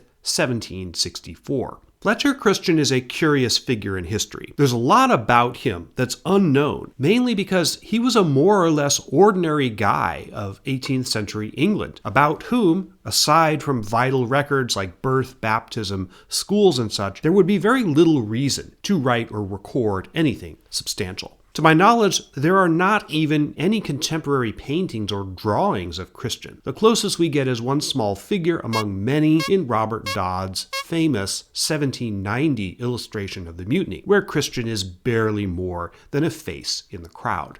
We do have a description of him written by Bligh, and I'll get to that in a moment. But most of what we know about Fletcher Christian, we either have to infer through records or the history of his family, or with regard to the mutiny, its aftermath, and his settlement on Pitcairn Island, we have to read between the lines of stories told by others that may be inaccurate, self-interested, or both. Here is what we do know. Christian's family was relatively prosperous, though they were not rich landed aristocrats. Christian's father's family was from the Isle of Man, the same place Bligh lived at mid-career. He came to be born at Moreland Close because his father married a woman who was heir to this property. In his childhood, Christian attended the same school and at the same time as Romantic English poet William Wordsworth, though there's no evidence that they knew each other very well. The problem with the Christian family was Fletcher's mother, Anne. She was what you could call a spendthrift, running up huge debts that threatened to see her in debtor's prison. This was during Fletcher's teenage years. Ultimately, the family moved to the Isle of Man. For reasons I don't entirely understand, English creditors could not enforce their debts on the Isle of Man, so that place became a haven for recalcitrant debtors seeking to avoid prison. It was also, as you recall, where the Christian family had come from on his father's side. At the time of the breadfruit voyage, Fletcher Christian and the Christian family in general were, although technically upper middle class, in considerable financial distress. This is what makes the portrayal of Christian by Marlon Brando in the 1962 film as a sissified dandy, a fop in the estimation of some, so terribly inaccurate. In that picture, he sweeps aboard in a sparkling silver suit and red cape, flanked by feather-bedecked women. Brando speaks with an utterly horrible, whiny British accent, and the film portrays him as a lieutenant in rank. All totally wrong. But don't get me started on the failures of the 1962 film, which is not only the worst bounty portrayal, but one of the worst pictures I've ever seen. We'll return to that subject. One of Fletcher Christian's older brothers, Charles, joined the Yorkshire militia and became a military surgeon. As such, he went to sea, most notably on the ship Middlesex, where there was some mishegas, and I'll get to that in a moment. As for Fletcher, after schooling, at which he stayed an abnormally long time for young men of that age, he went to sea at age 18. His first ship was the HMS Cambridge. This was in 1782. Sixth lieutenant aboard the Cambridge was, guess who? William Bligh. The relationship of Christian and Bligh prior to the mutiny is unclear. There is evidence to suggest they were personal friends. As the mutiny unfolded, witnesses reported that Bligh said to Christian something to the effect of, "You have bounced my children on your knee." Were they close friends, or was it more of a mentor-mentee relationship? We don't know. Obviously, they knew each other, first from the Cambridge. After peace came in 1783, however, and Christian got out of the service, he used his relationship with Bligh to get another job at sea. So remember Bligh's wife's uncle, Duncan Campbell, who had his own fleet of merchantmen. Well, the Christian family was on good terms with the Betham family. The society on the Isle of Man was fairly tight-knit, and so Christian was able to use that relationship. The Betham family was Bligh's wife's family. He was able to use that to get Duncan Campbell to give him a position aboard one of his ships, the Britannia, which was commanded by Bligh. This was in June 1785. The Britannia sailed for the West Indies, and this was the second voyage on which Bligh and Christian were aboard the same ship, and Christian serving under him. While they definitely knew each other, both professionally and socially, I am not entirely convinced that there was a deep personal friendship between Bligh and Christian. Here's how he described Fletcher Christian. Quote, "Master's mate, age 24 years, 5 feet 9 inches high, blackish or very dark complexion, dark brown hair, strong made, a star tattooed on his left breast, tattooed on his backside, his knees stand a little out, and he may be called rather bow-legged. He is subject to violent perspirations, and particularly in his hands, so that he soils anything he handles." End quote. Historians have made a great deal of an incident that occurred aboard the ship that Fletcher's older brother Charles Christian, the Middlesex, was serving in the fall of 1787. A mutiny occurred aboard the Middlesex, which was a merchant vessel owned by the East India Company, not the Royal Navy. Several officers mutinied against a captain, John Rogers, whom they viewed as tyrannical and fond of handing out severe punishments for the slightest infractions. The Middlesex mutiny worked its way through the courts, and the aggrieved officers were eventually awarded £3,000 in damages. Captain Rogers was temporarily suspended by by the East India Company. This happened in September 1787, 2 months before the Middlesex put in at Portsmouth. This is a place called Spithead, just off Portsmouth, another critical port for the British Royal and Merchant Navies. This is sort of a staging area for ships. This is where the Bounty waited in the fall months of 1787 for her final orders to proceed to Tahiti, and where the preparations for the voyage were made. In November 1787, the Middlesex arrived here while the Bounty was waiting to leave. Fletcher Christian rented a boat to go out to it, pick up his brother, and they spent some time at a shoreside inn. This is where, according to Charles Christian, he told Fletcher the story of the Middlesex Mutiny. This is significant, supposedly, because it might have given Fletcher the idea of what to do when confronted with an obnoxious commander who insulted him personally. Now, there's no way we can know how, if at all, the Middlesex Mutiny might have influenced the later mutiny on the Bounty. But it does go to show that mutiny, far from being rare, did occur in both the British Royal and civilian navies. It was not something unprecedented or unheard of, or which happened only in the most extreme situations. The impression that it did has contributed to the erroneous idea that Bligh's behavior was totally over the top or that he was completely out of control. Now, he wasn't, but we will get there. So while we're here at Spithead, let's turn to a brief survey of the Bounty itself and the preparations for the breadfruit expedition.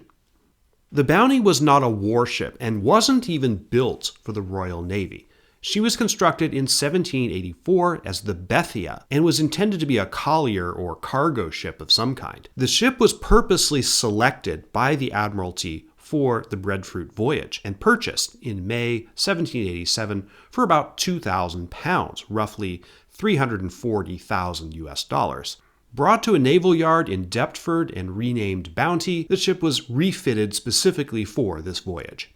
Mainly, this meant she was turned into basically a floating greenhouse. The great cabin at the rear of the ship, traditionally the captain's cabin, was filled with racks and pots that were intended for the breadfruit plants. So, Bligh did not have the traditional perk of a British Navy commander, of being able to sleep and work in the great cabin. He had a smaller cabin, forward of that one. The Bounty was also fitted out with some 4-pounder cannons and a few smaller guns, although I stress again that she was never intended as a warship, she wasn't built as one, and probably she wouldn't have been very much good in a war situation. I'm not going to spend any time talking about the masts or the rigging or any of the sailing ship porn type of technical details. I'm sure there's lots of people on YouTube that do that kind of thing better than I do.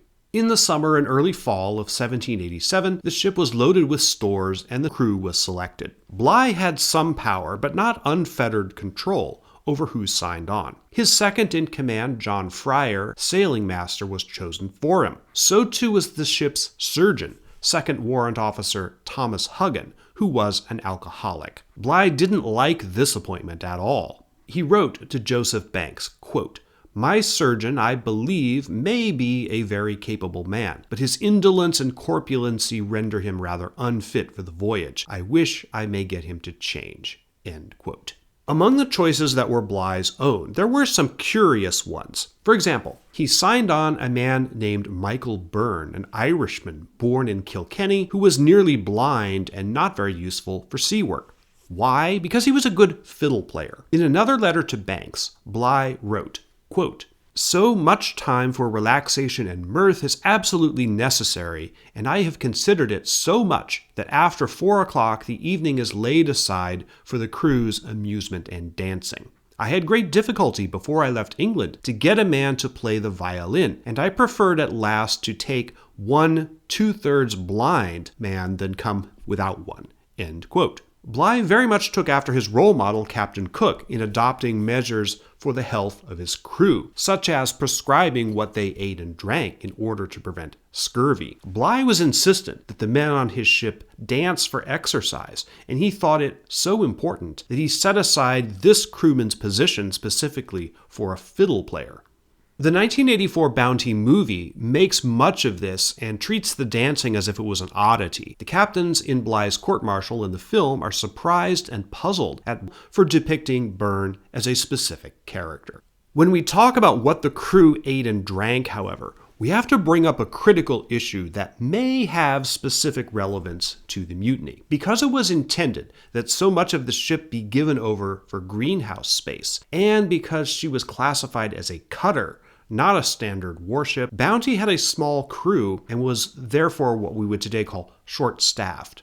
Bligh was the only commissioned officer aboard, something none of the movies depict accurately. The senior positions under him were considered warrant officers. On most Royal Navy ships, one of the key functions, a commissioned officer usually, was the purser, who was in charge of financial matters. Specifically, it was the purser's job to buy provisions for the crew, with money supplied by the Admiralty, and then keep a careful financial record of everything that was doled out during the voyage and all the provisions used. Because the Admiralty didn't give Bligh any commissioned officers, he, the commander of the vessel, would also serve as the purser. And although Bligh repeatedly petitioned the Admiralty to be promoted to full captain before the Bounty's voyage, they refused, which meant he would sail in command as a lieutenant. Had he been promoted to captain, that would have meant a bump up in pay. Now, he resented that this promotion was declined, and he consistently worried about his personal financial situation. He had 4 children living at this time, remember, and he would eventually have 2 more. It was common at this time in the Royal Navy to earn profit on the ship's stores.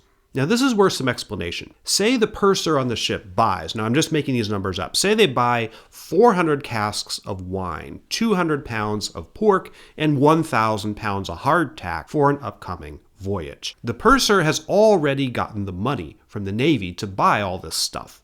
If, over the course of the voyage, the crew only consumes 350 casks of wine, 150 pounds of pork, and 750 pounds of hardtack, the surplus that the purser has left over at the end of the voyage, he can sell once he gets back into port, and he can pocket the money as profit. He doesn't have to give it back to the Admiralty. Thus, on long voyages, there was an incentive not only to bilk the Admiralty for money for provisions, but also to skimp on doling them out during the voyage so that there would be more left over at the end to sell. So, you see how this works. In the case of the Bounty voyage, because Bligh was acting as his own purser, that meant any money from stores left over at the end of the trip would inure to his personal benefit. In fact, he intended to use the overage from the voyage stores to supplement his income as a lowly lieutenant. The men aboard the Bounty knew about this, and it gave rise to the suspicion that Bligh was being stingy with rations so that he could line his own pockets. Not a good look for a commander wanting respect from his crew. There was also another consequence of the Bounty sailing with Bligh in command as a lieutenant rather than a captain, and on a special voyage where crew space was limited. The Admiralty did not give him a cadre of Royal Marines to serve on board. That privilege was reserved for actual captains. The Marines, you occasionally see them in these old-time sailing ship movies. They're the guys in the red coats. Anyway, they would have functioned on board as a sort of private police force, keeping order among the crew and enforcing the captain's orders. If there had been Marines aboard the Bounty, it's almost certain the mutiny would not have happened, period. Incidentally, 2 more things about the crew are worth mentioning. First, they were generally young. Most of them were under 30. The oldest man aboard was 40. Bligh himself was 33 when they left, Fletcher Christian 23. To look at the actors assembled as the crew of the Bounty, particularly in the 1935 production, is utterly laughable if you know any of the real history. There's no way they would have shipped out with a crew full of men as old as these ones are. Second thing, you may have heard of press gangs, groups of crewmen who would go ashore and round up men against their will and force them to serve aboard a ship. This was often done in taverns, or at least that's the popular conception. The 1935 film begins with a scene where a press gang invades a tavern to press men into service aboard the Bounty.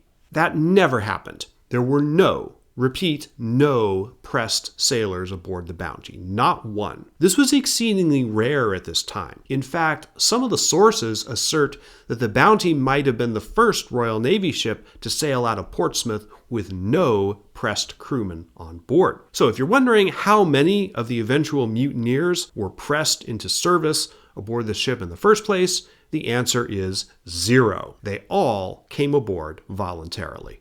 Once the breadfruit voyage was organized and the ship fitted out, the Admiralty was a little sloppy in getting the trip actually started. Bligh and the Bounty hung around Portsmouth for several months. He was waiting for formal written orders to depart. Here's Spithead again, where the Bounty stayed mostly cooped up. Occasionally she ventured out a short distance, but Bligh couldn't really leave until he got those written orders. To be sure, the Admiralty had a lot on its mind. In the fall of 1787, a potential war was brewing with the Netherlands. Bligh's orders finally arrived in late November, but valuable time had been lost. The weeks he spent tooling around Spithead meant that when he reached Cape Horn, his intended passage into the Pacific, weather conditions would no longer be ideal. For much the same reason, prevailing winds and sea conditions, it meant that once he reached Tahiti, there would probably be a lengthy delay while waiting for better winds for the return voyage.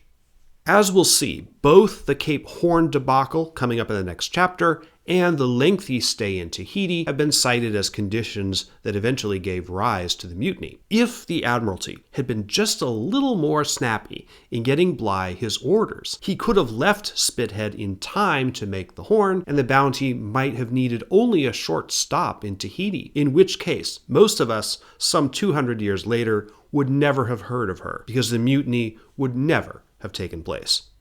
As it was, the Bounty weighed anchor and finally got going 2 days before Christmas on December 23rd, 1787. At last they were at sea.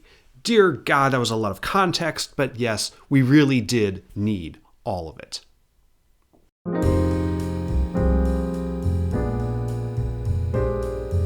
Let's take a brief intermission and take care of a couple of housekeeping matters. First, I put a list of the sources I used to research and make this video, both in the description and also in credits at the end.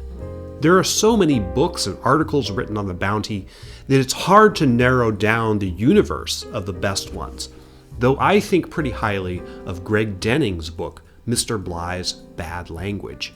If you're interested in the actual words of some of the participants, including Captain Bligh, his logs have been digitized. Those links are in the description, so you can read his account for yourself. There is a members-only section on my channel.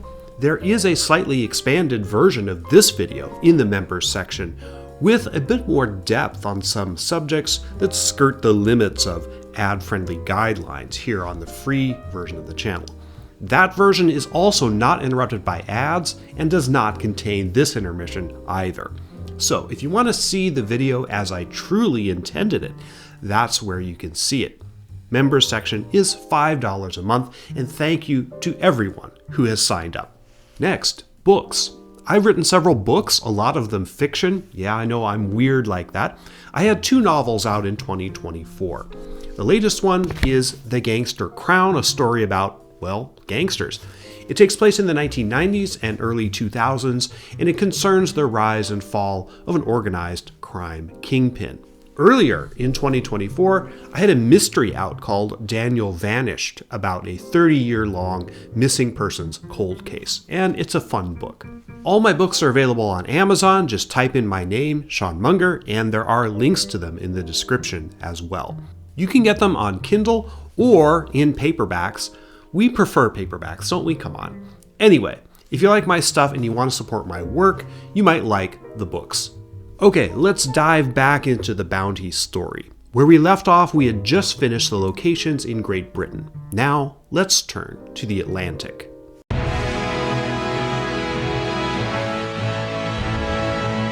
This is Santa Cruz de Tenerife, the main port of the Canary Islands, these islands out here in the eastern Atlantic. The Spanish established a post here as early as 1494, and over the next few centuries, Tenerife became one of the most important ports in the Atlantic world. On January 6, 1788, the Bounty anchored here. Even though they hadn't been out very long, the purpose of the stop was to stock up on fresh water and supplies. It behooved a sailing ship commander to do this whenever possible. Tenerife was also a good place to get wine. Bligh bought 863.5 gallons. I should also mention that there was a significant amount of livestock aboard the Bounty. I don't know whether it was all brought from England or perhaps some were taken aboard at Tenerife. I suspect both, but there were pigs, sheep, and a lot of chickens on board. A curious thing happened with the Tenerife visit. It was customary for commanders of British ships to pay their respects to the Spanish governor of the Canary Islands when their ships came to call. But instead of going himself to see the governor, Bligh sent a member of his crew, none other than Fletcher Christian. Recall, Christian was not a commissioned officer, and he wasn't really second in command. That should have been the sailing master, John Fryer. Bligh might also have sent William Elphinstone, the first mate. So remember this, it becomes important in a minute. On January 11th, the Bounty left Tenerife, sailing southwest. Cape Horn would be the most difficult part of the voyage, but Bligh was in good spirits and optimistic about what lay ahead. In a letter to Duncan Campbell posted from Tenerife, he wrote, quote, "I have the happiness to tell you my little ship does wonderfully well. I have her now the completest ship I believe that ever swam, and she really looks like one fit to encounter difficulties." End quote. Bligh hoped to complete his epic voyage around the world without anyone on the ship dying, and ideally without him having to punish anyone. Had he pulled this off, it would have been one for the record books. But there's also a certain amount of naivete in Bligh's hopes. However, there was trouble in paradise. Thomas Huggan, the ship's surgeon, was constantly drunk. Bligh wrote in his log, quote, "He is constantly in liquor, having a private stock by him, which I assured him shall be taken away if he does not desist from making himself such a beast." End quote. On March 2nd, 1788, on the way to South America, Bligh issued an order promoting Fletcher Christian to acting lieutenant. The way this is usually portrayed in the Bounty story is that it was an insult to John Fryer, and like sending Christian to meet the governor of the Canary Islands, supposed evidence of Bligh's favoritism toward him. The Navy to promote a sailing master while at sea. Fryer thus couldn't have been counting on a promotion, and in the end, not only did Fryer remain loyal to Bligh in the mutiny, but he was the only one who tried to talk Christian out of doing it. So I'm not sure what the Fryer insulted at not being promoted narrative is supposed to prove.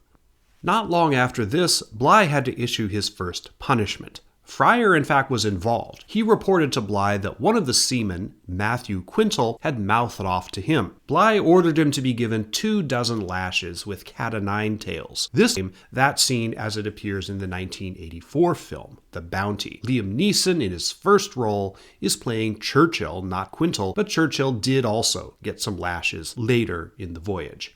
Quintal really was a scumbag. Age 22, from Cornwall, it's not surprising that he was the first one of the Bounty crew flogged. Most of the evidence of Quintal's poor character comes from the later part of the story, particularly his behavior once the Bounty reached Pitcairn Island. But why so many accounts of the mutiny portray Bligh as the villain and skim over Quintal's role, I will never know. All right, let's get the elephant out of the room and talk about punishment. The simplest narrative of the Bounty story is that Bligh was a brutal disciplinarian and the mutiny was ultimately a reaction to his terrible methods of command. That's certainly the message we get from the movies, especially the 1935 and 1962 versions, and the book they were based on, Nordhoff and Hall's Mutiny on the Bounty. This narrative does not, however, stand up to historical scrutiny. For his book, Mr. Bligh's Bad Language, Australian historian Greg Denning did a pretty exhaustive study of historical records to figure out exactly how common flogging was aboard British Navy ships that sailed the Pacific. He came up with an average 21.4%. That is, on average, 21.4% of a ship's crew, or about 1 in 5, could expect to be flogged at least once over the course of a Pacific voyage. The number of floggings that Bligh ordered on the Bounty voyage and his other voyages were considerably less than that average. Now, there is a debate about what records you count, so assigning exact percentages is kind of a dangerous thing. But most historians who have studied this subject come to the conclusion that Bligh was not a particularly violent or strict captain. He certainly was not compared to Captain Cook, who was as brutal to his own men as he was to Hawaiians and other indigenous people.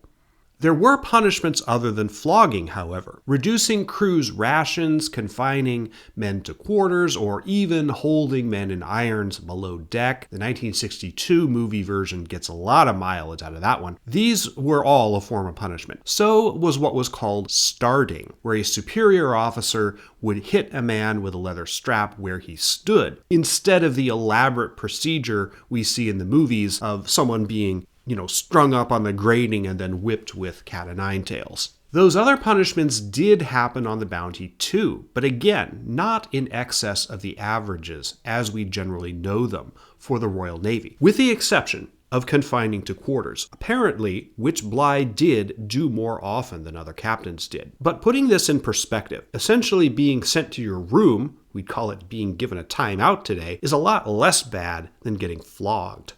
Thus, the historical evidence of punishment aboard the Bounty is totally at odds with the usual portrayal of Bligh. In the 1935 film, which I think is the best of the three major Bounty movies, there is an utterly ludicrous scene where Bligh has a man flogged even though he's already dead, as a demonstration to his crew. Later in the film, he orders a crewman keel-hauled, which results in his death, and a laughable special effect.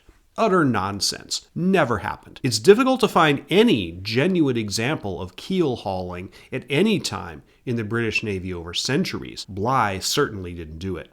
What Bligh did do a lot was yell and scream. He was a bully and probably a narcissist, and he had a terrible temper. The word ungovernable often appears in sources in connection with Bligh's temper. Aboard the Bounty, verbal abuse from him was far more common than physical abuse. And it was thought yelling and screaming and using bad language was ungentlemanly for a Royal Navy commander. This sounds trivial, but it's not. As I will argue in Chapter 9, which is specifically about why the mutiny occurred, Bligh's insults and verbal abuse occurred against the backdrop of the rules of gentlemanly honor prevailing in late Georgian England. It's very difficult for us moderns to get our head into that space. Thus, portraying on screen the true causes of the mutiny makes it look to modern audiences like Christian and the Mutineers were thin-skinned snowflakes whose fifis were hurt by some yelling from a guy who was universally regarded as kind of a dick. Because the movies, again with the exception of the 1984 films, kind of an outlier, they tend to show Christian as the hero. This doesn't work narratively. So the films are basically forced to substitute the myth that Bligh was a harsh and brutal disciplinarian, and that supposedly was what the mutiny was about, when in real life, it wasn't. Now, this is not all I'm going to say about the cause of the mutiny, far from it. I'm going to get back to it again in Chapter 9. But if you're wondering whether punishment Bligh administered aboard ship was the primary cause, the historical evidence simply does not support that conclusion. Let's move on. Cape Horn is, of course, way down here in the South Atlantic, the southern tip of South America. You might be surprised to know that Cape Horn is technically on a small island, not Tierra del Fuego, which is a much larger island, but this one, Isla Hornos. If you really want to get technical, the actual southernmost tip is on this tiny, rocky, razor-sharp little island here. This is as far away from the rest of the world as you can get on land until you reach Antarctica. This is what the area looks like if you're sailing near it on a day with unusually fine weather. The Bounty sighted Tierra del Fuego on March 23, 1788. That began a futile, month-long battle against the ferocious seas and terrible weather that they encountered. This part of the Atlantic is never particularly easy sailing, even for modern ships. But recall I said that the Bounty's sailing was significantly delayed by waiting for those orders. And because of that delay, they missed the window of better weather conditions for going around the Horn. During the 30 days that Bligh kept trying to round Cape Horn, the Bounty made virtually no forward progress. Imagine sailing in relentlessly high seas, cold wind and rain for a month straight, and essentially staying in the same place the whole time. The crew was seasick, the animals were seasick, and just being aboard the ship was misery. On April 22nd, Bligh threw in the towel and decided to go the opposite direction, around the Cape of Good Hope, the bottom of Africa, a much easier voyage. This is Table Bay near Cape Town, South Africa. The Bounty reached this bay on May 22nd, 1788, after sailing a month from South America. The ship needed repairs, such as recalking. They stayed 38 days here, anchored in Table Bay and also False Bay, the body of water to the south of Cape Town. Discipline was deteriorating. While at Table Bay, Bligh ordered another flogging, 6 lashes to John Williams, armorer's mate, who failed at a task of depth sounding. He was an eventual mutineer. This is Adventure Bay, just off Tasmania, the island south of Australia. In the 18th century, this was called Van Diemen's Land. On August 20th, 1788, this was the Bounty's next stop. Captain Cook had stopped here on his second and third expeditions. In fact, when they went ashore, Thomas Hayward, a midshipman, found a tree trunk carved with the date 1773 by someone from Cook's company, and Bligh himself observed tree stumps that he had ordered cut for the HMS Resolution back in 1777. They stayed at Adventure Bay for 2 weeks. 2 significant incidents happened here. Bligh came into conflict with William Purcell, the ship's carpenter. He didn't like the job that Purcell did gathering wood. They argued, Bligh blew his stack as usual, and his log records, quote, "My carpenter behaved in a most insolent and reprehensible manner, so I therefore ordered him on board, there to assist in the general duty of the ship, as I could not bear the loss of an able, working, and healthy man. Otherwise, I should have committed him to close confinement, until I could have tried him, the prospect of which appears to be of so long a date made me determine to keep at his duty." End quote. In other words, he wanted to confine Purcell to quarters until he could be court-martialed, but that would take a year, and the Bounty crew was so short-handed that Bligh couldn't do without Purcell working. So he just yelled at him and let it slide. This obviously further eroded discipline, because 3 days later, Purcell was in trouble again, this time for disobeying Fryer. Now, Bligh said that Purcell would have no food until he did what he was told, and that any other man in the crew who shared food with him would be punished. Purcell backed down, but the bad feelings between Bligh and the crew had clearly started. In early September, Bounty started back out for Tahiti, the final leg of the voyage. This chapter is titled The Atlantic, and we're now well out of the Atlantic, so let's move on to our next cluster of locations, which will finally take us into Polynesia, the central stage of the story.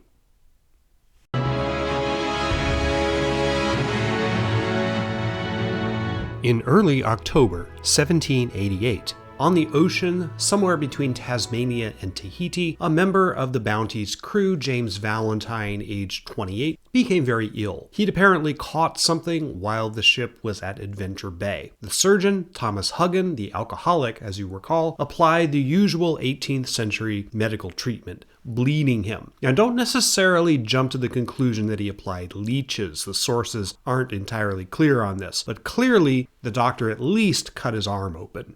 Valentine's wound became infected. Huggan was reluctant to notify Bligh, who, as you remember, wanted desperately to complete the voyage without losing anyone. So William Elphinstone, master's mate, eventually told Bligh about it. By this time, Valentine was on his deathbed, and indeed he died on October 9th. Bligh blamed Huggan and finally took his booze away. That same day, October 9th, there was an altercation between Bligh and Fryer. Bligh, as you recall, was acting as the ship's purser, but his account books were vetted by the sailing master, Fryer, who reviewed them and was supposed to sign off on them. On this occasion, though, Fryer refused to sign unless Bligh first signed a certificate drafted by Fryer that attested that Fryer had, quote, done nothing amiss on board. Bligh refused. He called out Fryer in front of the assembled crew on the deck, and Fryer did eventually sign the books. James Morrison, bosun's mate and eventual mutineer, said later that he thought Fryer had caught the captain fudging numbers in the accounts, a charge which has added to Bligh's negative reputation. In reality, there's no evidence of this. Fryer may have been trying to escape partial blame for Valentine's death or something related to that controversy. We'll never know, but it's another example of how things were deteriorating on the ship. So now, at last, we finally get to Tahiti. This is the island that springs to mind most readily when you mention Polynesia, which is actually a very large region of the Pacific. Today, Tahiti is a central part of French Polynesia, obviously an overseas possession of France, though the French didn't claim it until 1842. As I mentioned earlier, Tahiti was not unified under one ruler at the time of the Bounty's arrival, but Pomare I, the person that Bligh called Taina or King Taina, was the most important local official that they dealt with. This is Matavai Bay on the north side of Tahiti. The Bounty arrived here in late October 1788 and spent 5 months anchored here. In more than one place, actually. They moved anchorage spots a couple of times for various reasons. But this bay was the central stage of the interactions between the Bounty men and the indigenous people they encountered on the voyage. This was also the focus of the voyage, where Bligh was supposed to and did get his breadfruit. The scene which appears in all 3 Bounty movies of the natives paddling out enthusiastically to meet the ship with a lot of beautiful women in the company, that did happen, and it happened here. However, this scene and the general portrayal of indigenous Tahitian society and customs, certainly in the movies, but also to some degree in the accounts written by Bligh and other European visitors to Tahiti in this period, are somewhat misleading. Tahitian society was highly stratified. The chiefs, of which Pomare was one, were considered living gods who literally expected to be worshipped by people of lower strata. Below them was a class called the Ratira, landowners and minor chieftains, important people and wealthy ones, but not the top strata. And finally, there were the Manahune, the working class, basically peasant farmers and fishermen. The Tahitians perceived this same 3-tiered class structure among the crew of the Bounty, and they were sort of right. Bligh was the chief, the royalty. His officers, now remember they were all acting or non-commissioned officers, they were kind of like the Ratira, and the ordinary seamen were the lower class. If Tahitian women paired off with members of the Bounty crew, and they did, they had to stick to this class structure. So what this meant was that Bligh could only have had relations with a woman from the ruling class. Maybe he did, we don't know, as he doesn't record having done so in his log, but would he have? Fletcher Christian, the acting officers and midshipmen could, and some did, have girlfriends from the Ratira class, and the common sailors had to be content with the Manahune. Sexuality and sexual activity was regarded as very open and uncontroversial in Tahitian society, but it's not like it was this gigantic orgy with an unlimited number of beautiful naked women for every man. It just wasn't like that. The 1984 movie, that Christian himself doesn't seem to have had a steady Tahitian girlfriend until after the mutiny, and he didn't father children with her until after they were on Pitcairn Island. But the films can't help trying to turn this into a love story, because of course, the mutiny is more easily explained if Christian did it to try to get back to his true love, but that is not what happened. The Europeans who visited Polynesian and Pacific societies, and this included Captain Cook and others as well as Bligh, tended to obsess over the sexual details of how their people interacted with indigenous people, in part because the openness and frankness of sex was so much at odds with their Anglican Christian prudishness. So if you read Europeans' accounts of Pacific indigenous peoples, you'll get the erroneous impression that it was a debauched, oversexed society with sex going on everywhere all the time. It wasn't, at least no more so than in Western societies. But the difference was that the Pacific peoples were at least open about sex and they didn't attach any shame to it.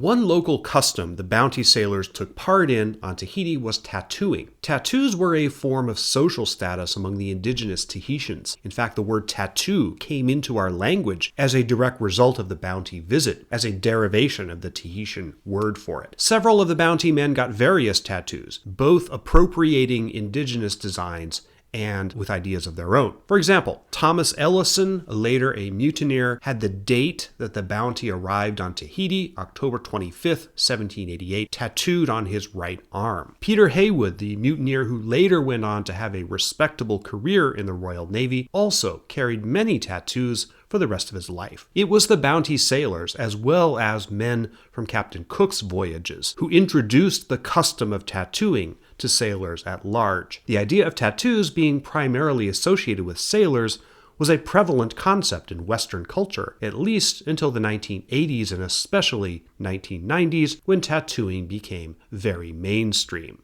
So, if you have one or more tattoos and you're not primarily a Pacific Islander descent, you have a direct connection to the historical story of the bounty and also Captain Cook. I bet you didn't know that before you clicked play.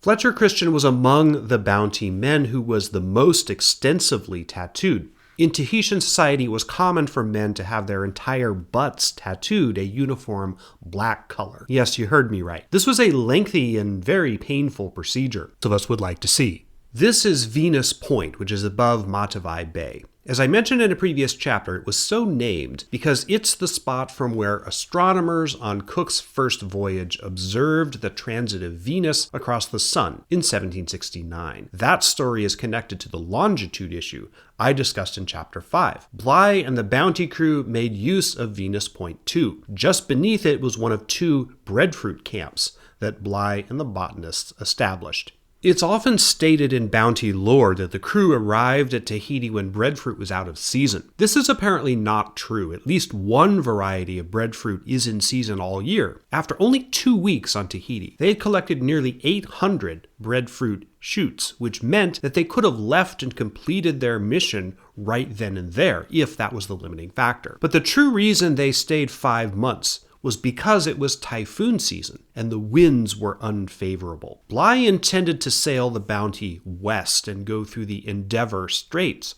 which are here, by the way, between the north tip of Australia and the island of New Guinea. This was, if you'll forgive the expression, an endeavor that would be every bit as challenging as rounding Cape Horn. Given the fiasco that resulted when Bligh tried that, he wasn't about to press his luck unless the winds were with him, so they waited.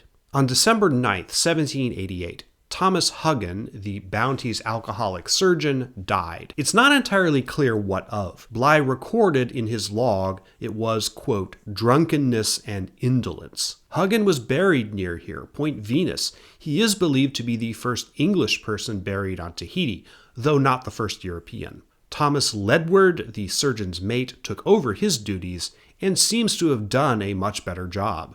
On January 5th, 1789, 3 members of the crew, Charles Churchill, John Millward, and William Muspratt, deserted, taking a small boat with them, a few weapons, and ammunition. Some of the Tahitian nobles feared that Bligh would take them hostage until the deserters were returned, which is the kind of thing that Captain Cook had done. Well, Bligh didn't do that.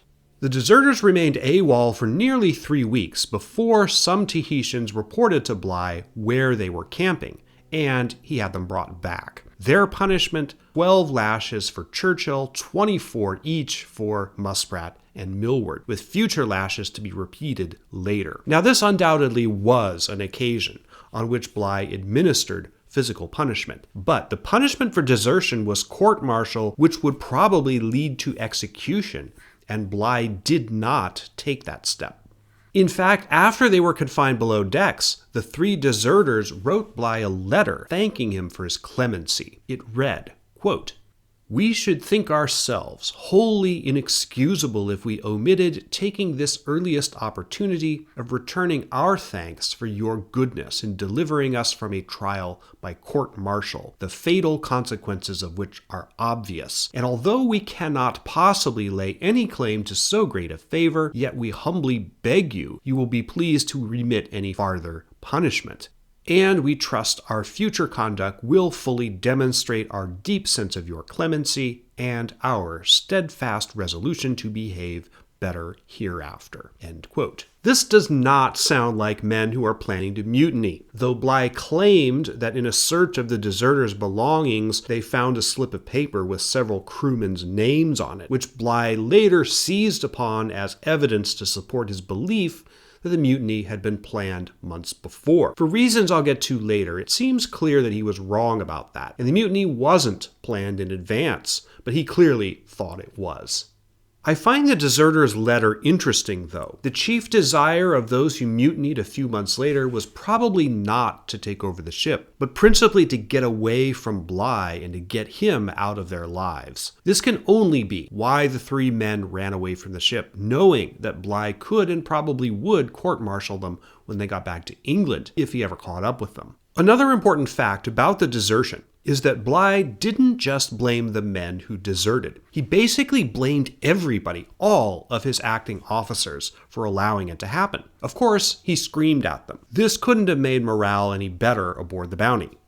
After waiting out winds and several weeks of rain, Bligh started preparing for the return voyage in March. Gifts were exchanged between him and Pomare, as had been going on since their arrival. The Tahitian ruler wanted to impress King George of England, of whom he thought Captain Cook was a personal representative. Now, the sources conflict on whether Pomare and the Tahitians knew that Cook was dead. Bligh assiduously forbade his men to reveal that to them, but the Tahitians might have already known it. It's just not clear. On April 4th, 1789, the Bounty pulled up anchor and finally left Matavai Bay for the trip home. This is, however, not the end of Tahiti in our geographic story. We still have some locations in the neighborhood of Tahiti proper yet to visit, and we'll finally bring the narrative up to the eve of the mutiny itself.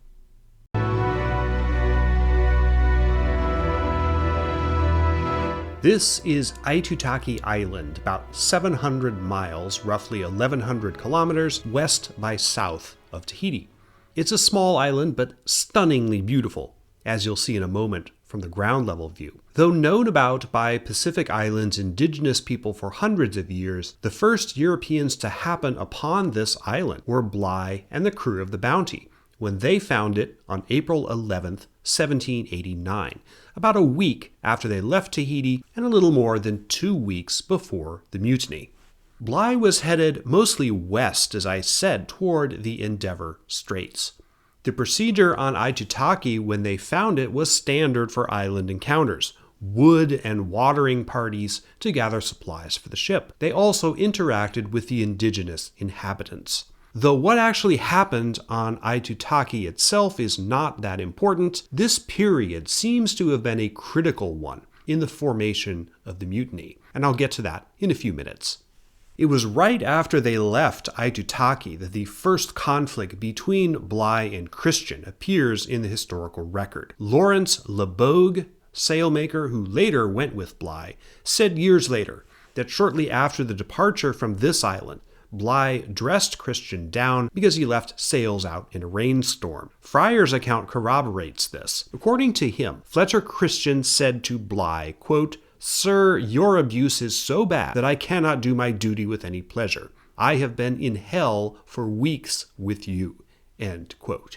Right after the mutiny takes place, not weeks before, as in Fryer's account. Of course, he may have said it to many people numerous times. As we'll see, accounts of what happened on the ship and who said what to whom do vary, and a historian has to sort of peek between the lines to discern what's likely to have taken place and what was later embellishment or misremembrance. We're not done with Aitutaki quite yet. After the mutiny, when the mutineers were deciding where to go and just before they split into two groups, Fletcher Christian told the Tahitians that he and the other Bounty men were going to establish a settlement on Aitutaki Island. This was probably a lie, having been documented by Bligh, who could, if he did make it back to England, could be counted on to report it. It would certainly have been a place that authorities would look for the mutineers. And in fact, they did. On the revenge mission, Captain Edwards aboard the Pandora made landfall on Aitutaki on May 19, 1791, while searching for the mutineers. They didn't find much. Aitutaki was later an Allied air base during World War II. Let's pop back to Tahiti proper for a moment, and we're going to jump forward in time to the 20th century, but we will get back to the bounty story in just a few minutes. This lovely house, furnished in 1930s style, is now a museum and a major tourist attraction on Tahiti. This was the home of James Norman Hall, one half of the writing duo that did a great deal to familiarize 20th century popular audiences with the story of the Mutiny on the Bounty. The house was built in 1926 by Hall himself, who had settled in Tahiti and married a Tahitian woman. An American, born in Iowa, Hall pretended to be Canadian to join the British Army in World War I, then switched over to the American Army once the U.S. joined the conflict in 1917. While in the flying service on the Western Front, Hall served with Charles Nordhoff, though sources conflict on whether they actually knew each other during the war. What is certain is that after it, they both moved to Tahiti and married local women. Both writers, they worked together on a series of books, 3 of which became the Bounty Trilogy. The books were written here, in this house. The first of the trilogy, Mutiny on the Bounty, was published in October 1932 and was a huge hit. The sequel, Men Against the Sea, chronicled Bligh's journey in the launch. Serialized in the Saturday Evening Post, it was published in book form in early 1934. The final novel, Pitcairn's Island, focuses on the story of Christian and the mutineers and their settlement on that island. It also came out in 1934. As bestsellers, naturally they attracted the attention of Hollywood. The 1935 film is based mostly on the first 2 books. As I discovered while writing the script for this video, fitting all the Bounty story into a single narrative is an extremely difficult task. Hall died on Tahiti in 1951 and is buried on this property. His wife Sarah, known as Lala, lived here until her death in 1985. Interestingly, their son Conrad grew up to be an Academy Award-winning cinematographer, photographing classic films like Butch Cassidy and the Sundance Kid and American Beauty. Among his film credits is the 1988 thriller Tequila Sunrise, featuring that guy who played Fletcher Christian in the 1984 Bounty film. His fans are going to riot in the comments for my refusal to say his name. This site is not far from where we just were, about 20 miles or so as the crow flies, almost due north. It's an island called Aotearoa, and it's also linked to the Mutiny on the Bounty phenomenon as transmitted into our culture by Nordhoff and Hall. In the distant past, this island was a retreat for Tahitian chiefs. In 1960, during the making of what would become the 1962 remake of Mutiny on the Bounty, the terrible one, Marlon Brando is said to have encountered this island while scouting locations for the film. After shooting was complete, he returned. By this time, Brando was in a relationship with Tarita Teripaya, the actress born in Bora Bora who portrayed Maimiti, Christian's consort in the 1962 film. This was, incidentally, while Brando was still married to Maria Castaneda, who had appeared in the 1935 Bounty film, though not as Maimiti. Castaneda was still technically married to her previous husband, Irish boxer Jack Doyle. When this came out in 1968, her marriage to Brando was annulled. But he was already married to Tarita. Wait, what? Yeah, it's confusing, but for our purposes, Marlon Brando, the guy who played Christian in the 1962 Bounty film, was married, or sort of married, to not one, but 2 women who had played Tahitians in 2 separate versions of Nordhoff and Hall's Mutiny on the Bounty novel. And he lived here, on this island, Aotearoa. After Brando's death in 2004, the Brando Resort, named after him, was developed from the modest hotel that Tarita had managed while her famous husband was still alive. You're looking at it now. Believe it or not, the 1962 version of Mutiny on the Bounty is considerably more racist and problematic than the 1935 one. In the 1930s version, the Tahitians are depicted largely in the noble savage stereotype, with the women highly sexualized, as much as they could get away with under the Hays Code, which was just coming into use at that time, and the men were shown as simple-minded but wise and easygoing. The film conflates two Tahitian characters. Pomare I, known by Bligh as King Taina, is called Hiti Hiti in the film, played by William Bambridge, who was at least actually Tahitian. He was born and died in Papeete. But in real life, Hiti Hiti was someone else entirely. He was Pomare's uncle and chief advisor, and who later assisted him in his military conquest and unification of Tahiti. The 1962 version also makes this same mistake. Both versions portray Mauatua, known in the films as Maimiti, as this character's daughter. Of course, she was not. Anyway, the 1935 version's racist depiction of the Tahitians, problematic though it is nothing compared to the 1962 remake. Even more sexualized than before. The Hays Code was starting to weaken considerably in the early 60s. The characters in the film comment pretty snidely on the sexual practices and attitudes of the indigenous people, which we already know they misunderstood. But going even farther than that, the film inexplicably makes a subplot out of this. Hiti Hiti, the Pomare character, refuses to let Bligh have any breadfruit unless Fletcher Christian sleeps with his daughter, Maimiti. So in this version of the story, not only does the white man get to use the indigenous woman as his plaything, but he's forced to in order to accomplish the bounty's mission. And the film insists on portraying the Pomare character in stone-aged, stereotypical Ugg Kimosabi type of terms, which was already going out of fashion in Hollywood by the early 60s. The 1962 version is, in addition to being a terrible film in narrative terms, just gross and icky for this reason, among others. None of the major film versions have done the indigenous Tahitians justice. This is Oponahu Bay on the island of Moorea, which is about 11 miles west-northwest of the island of Tahiti proper, about 35 miles south-southwest of Tetiaroa, where we just were. This was one of the major filming locations of The Bounty, meaning the 1984 film. Interestingly, it is distantly linked to the real Bounty story via Captain Cook, who anchored here in 1777 during his third voyage, which means that the real William Bligh was indeed here, 206 years before Anthony Hopkins played him in this picture, which was filmed in the fall and winter of 1983. Now remember, seasons are reversed in the Southern Hemisphere. Legendary director David Lean, famous for Lawrence of Arabia and Dr. Zhivago, had originally wanted to make the next Bounty film after the travesty of the 1962 version. Imagine how magnificent that would have been. Lean was going to make two films, one about the Bounty mutiny and the other principally about the revenge mission. But his scriptwriter and collaborator, Robert Bolt, had a heart attack in 1979, and the pictures, plural, were projected to go way over budget, even before filming started. So Lean dropped the project.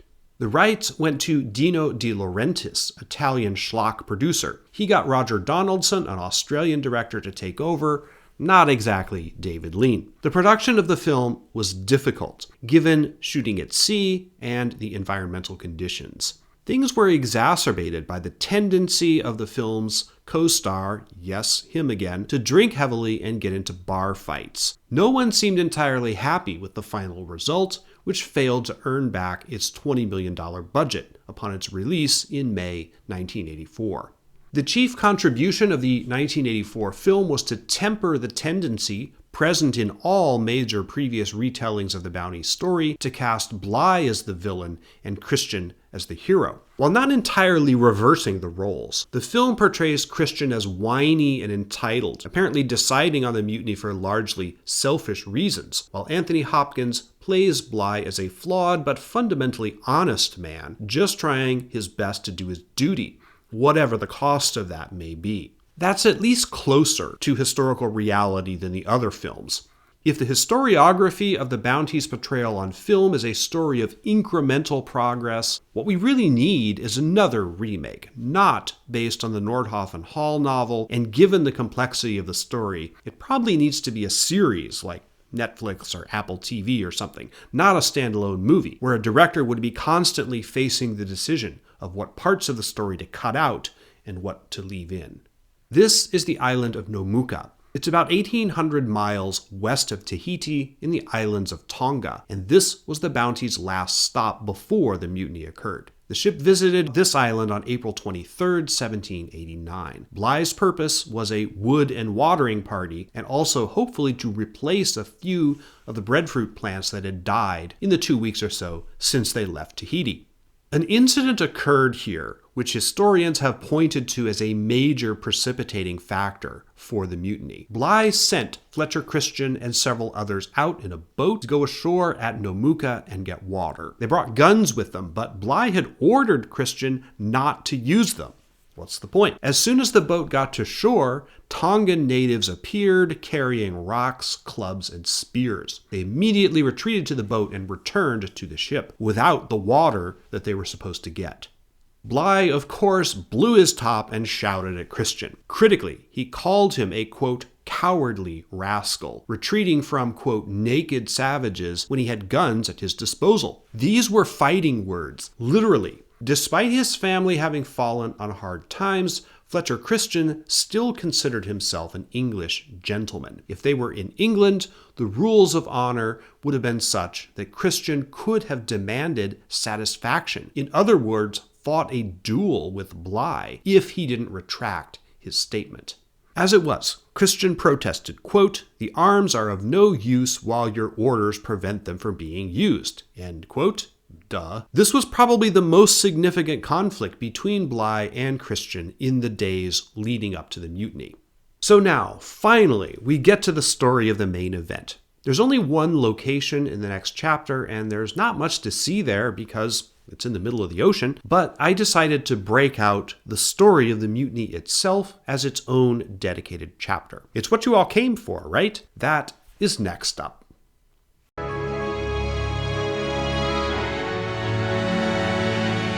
So here we are again, a site at mid-ocean, which is the position on the high seas where Bligh estimated the mutiny took place on April 28, 1789. The nearest land to this spot is the island of Tofua, which we'll get to in a few minutes, but we need to talk about the mutiny itself and the big question behind it. Why did it happen?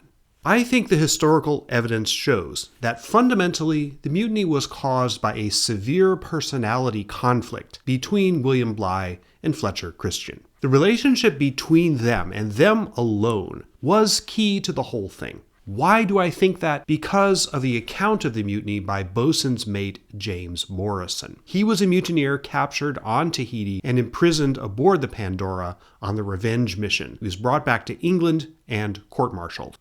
Though found guilty, he was one of the two mutineers pardoned by King George III, the other being Peter Heywood. While in jail in the fall of 1792, before his pardon came through, Morrison wrote a detailed account of the mutiny. I'm going to quote it at length here. This scene took place aboard the Bounty on April 27th, 1789, the night before the mutiny. This is the famous coconut incident.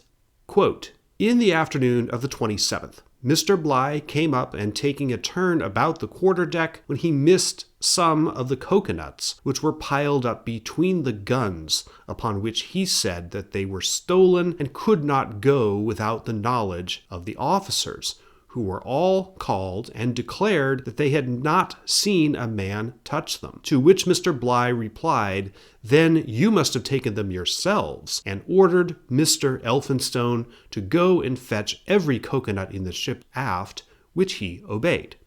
He then questioned every officer in turn concerning the number they had bought, and coming to Mr. Christian, asked him. Mr. Christian answered, 'I do not know, sir, but I hope you don't think me so mean as to be guilty of stealing yours.' Mr. Bligh replied, 'Yes, you damned hound, I do. You must have stolen them from me, or you could give a better account of them. God damn you. Scoundrels you are all, thieves alike, and combine with the men to rob me.'"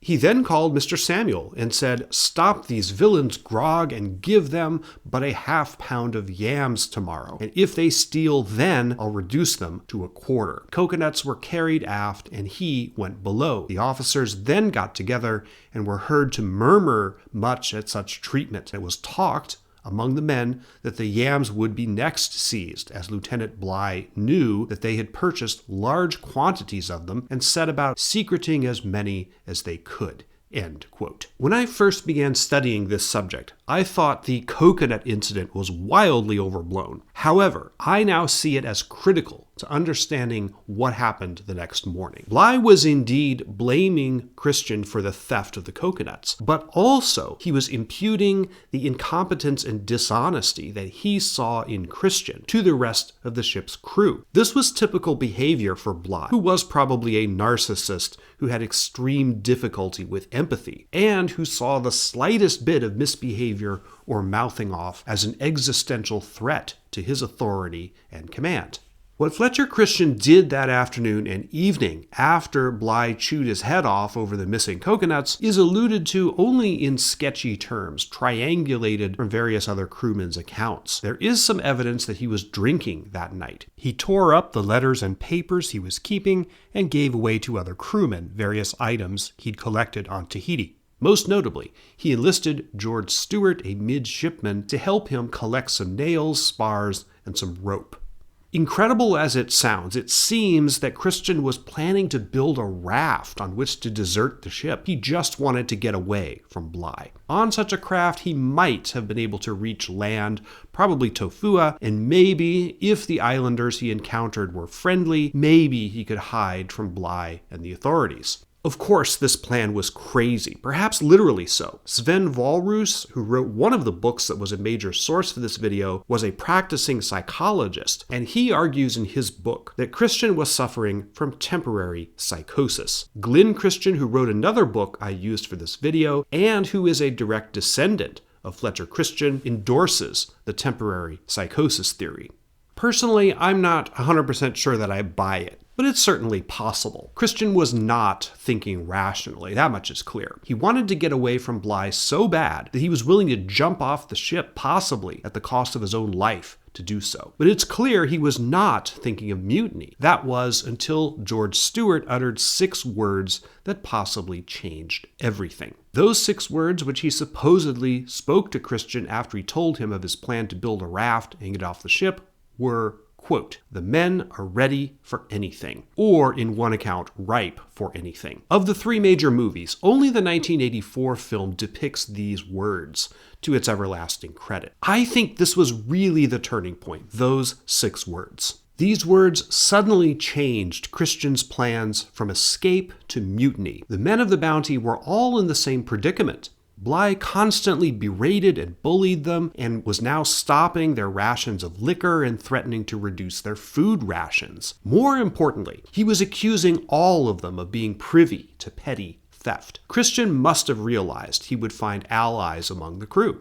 Bligh's account of the mutiny itself, which occurred just before sunrise on April 28, 1789, is very famous, and he told and retold it many times in print and in person for the rest of his life. Here is a portion of the account in his official log. Quote, "Just before sunrise, Mr. Christian, mate, Charles Churchill, ship's corporal, John Mills, gunner's mate, and Thomas Burkitt, seaman, came into my cabin while I was asleep, and seizing me, tied my hands with a cord behind my back, and threatened me with instant death if I spoke or made the least noise. I, however, called so loud as to alarm everyone, but the officers found themselves secured by sentinels at their doors. There were 4 men in my cabin and 3 outside, Alexander Smith, John Sumner, and Matthew Quintal. Mr. Christian had a cutlass in his hand, the others had muskets and bayonets. I was forced on deck in my shirt, suffering great pain from the violence with which they had tied my hands." End quote. Notably, Bligh was hauled up on deck with no pants on. So imagine being in the central moment of your entire life, a moment indeed for which you will be remembered more than 200 years after your death, and being naked from the waist down with your junk hanging out. The mutineers did eventually let Bligh put on some pants. According to one account, Bligh said to Christian, "What is the meaning of all of this?" To which Christian is said to have responded, quote, "Can you ask, Captain Bligh? Can you ask when you know you have treated us officers and all these poor fellows like Turks?" End quote. The ship was taken pretty quickly. There were no dramatic fistfights or battles on board as depicted in pretty much all the movies.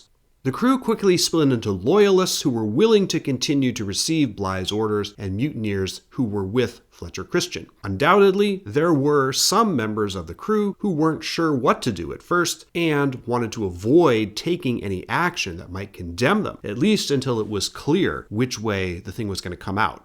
Bligh, as I alluded to earlier, was convinced that there was a long-standing plot to take over the ship, which Christian had hatched for months. But this makes no sense. What would have been the motive? To take the ship? Where? If that was the plan, why not do it on Tahiti itself? Why wait until they were out at sea? Indeed, the consequences of the mutiny as they played out in real life, the revenge mission, Christian's obsession with finding an uninhabited island, the fact that the Pitcairn settlers concealed themselves for almost 20 years, all of those proves that the moment of the mutiny was an absolute life-changing moment for everyone involved, and from which there was no turning back. If the mutiny was pre-planned, there was clearly no planning for those inevitable consequences.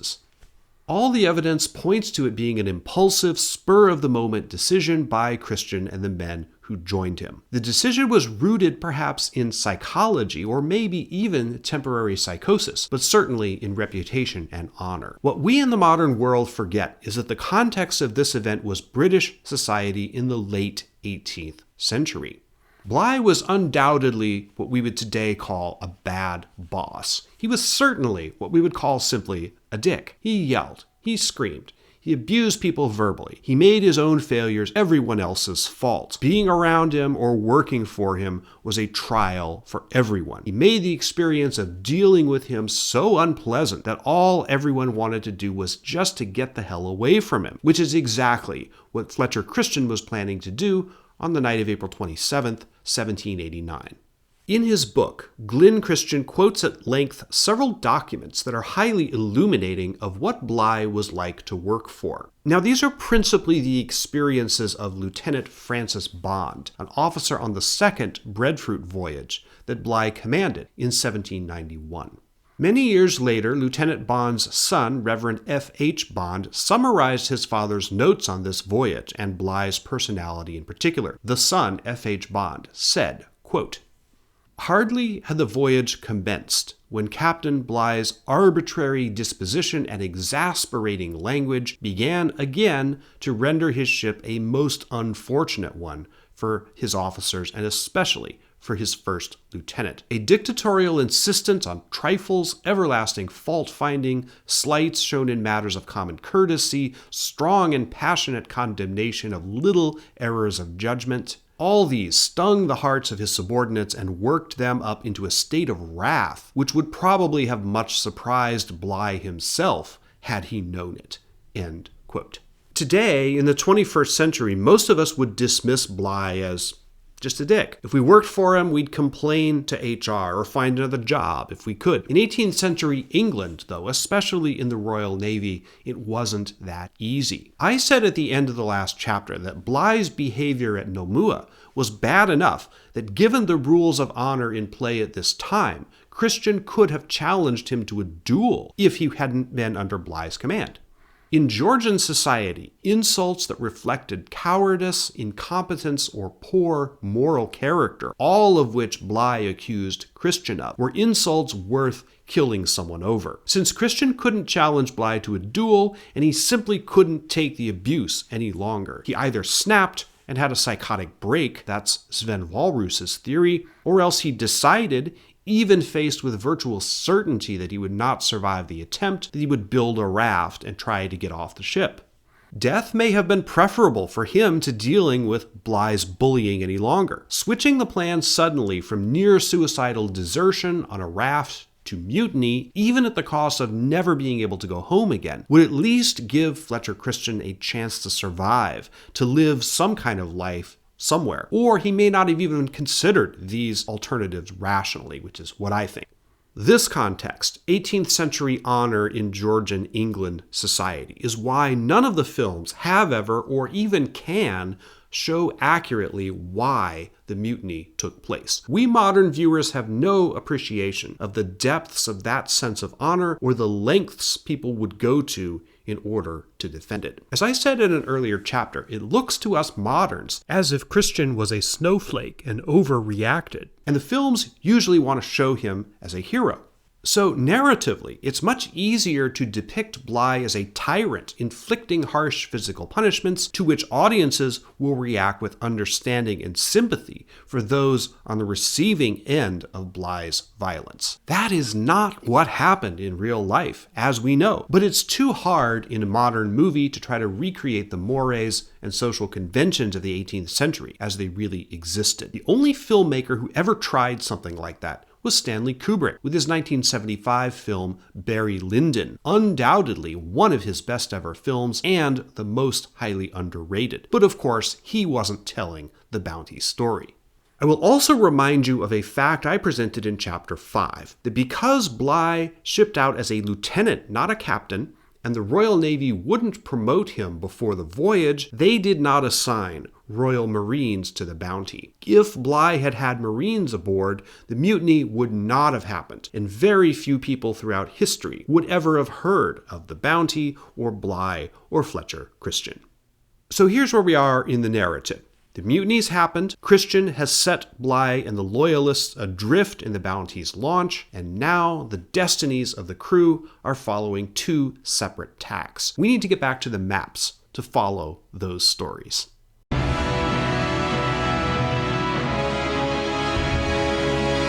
This is the island of Tofua, 45 miles northwest by north, not north by northwest, of Nomuka, which was the bounty's last stop before the mutiny. This was the land closest to the site where the mutiny took place. Bligh knew where this island was, and Christian had given him a sextant. On the afternoon of April 29th, the mutiny occurred in the morning. The launch from the bounty containing the 19 loyalists whom Christian had put over the side arrived at this island. They stayed here 4 days, and their visit ended violently.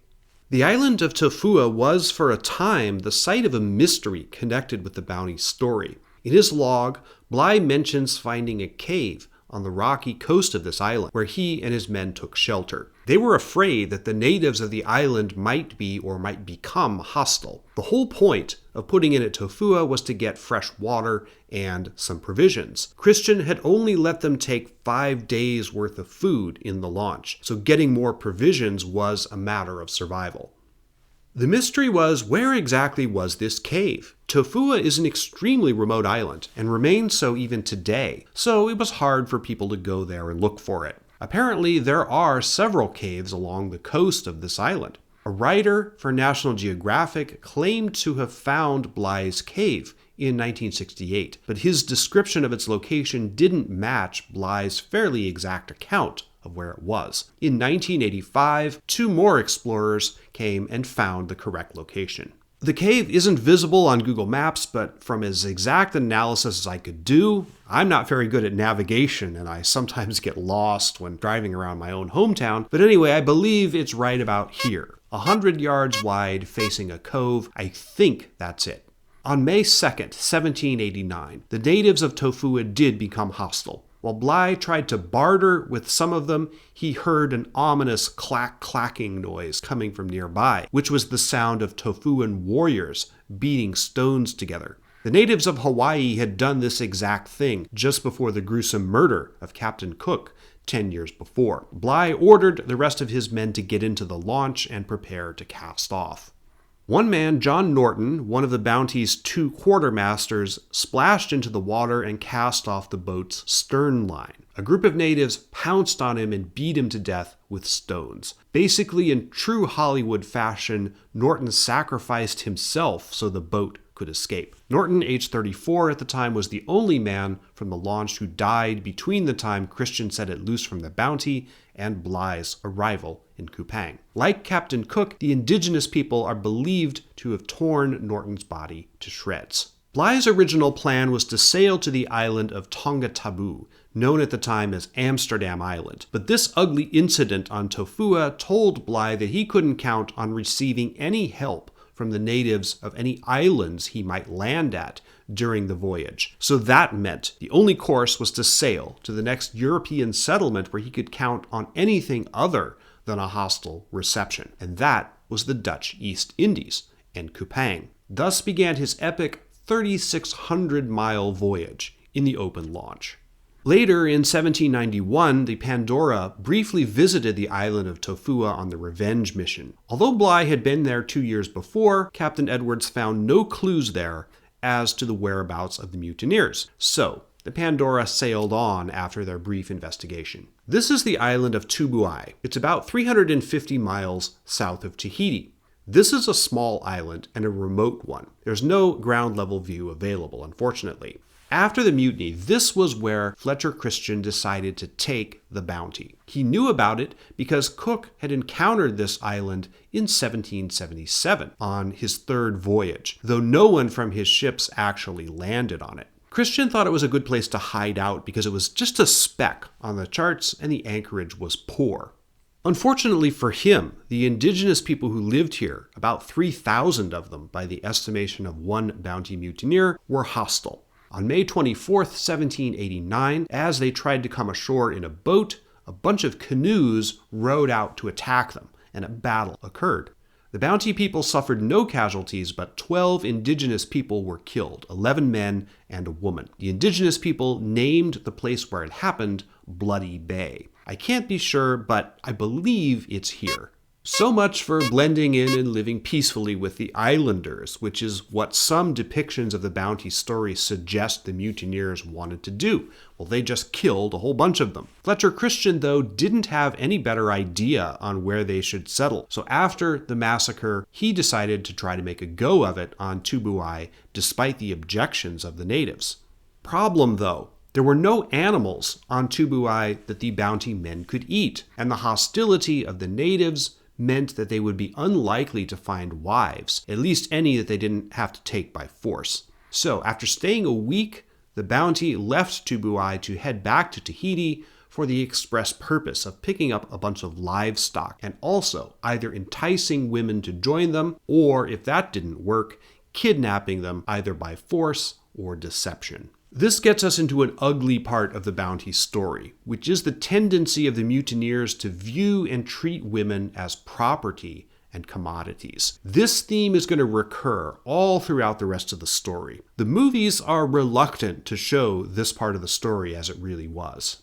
They tend to show the women, whether played by actresses who, whatever their true ethnicity, at least passed as white, like Mamo Clark and Movita Castaneda, or actual Pacific Islander actresses, like Tarita Teripaya in the 1962 version, or Tevaite Vernet in the 1984 version, as glamorous tropical princesses, lounging around with flowers in their hair and draping themselves on the conveniently available British men from the Bounty.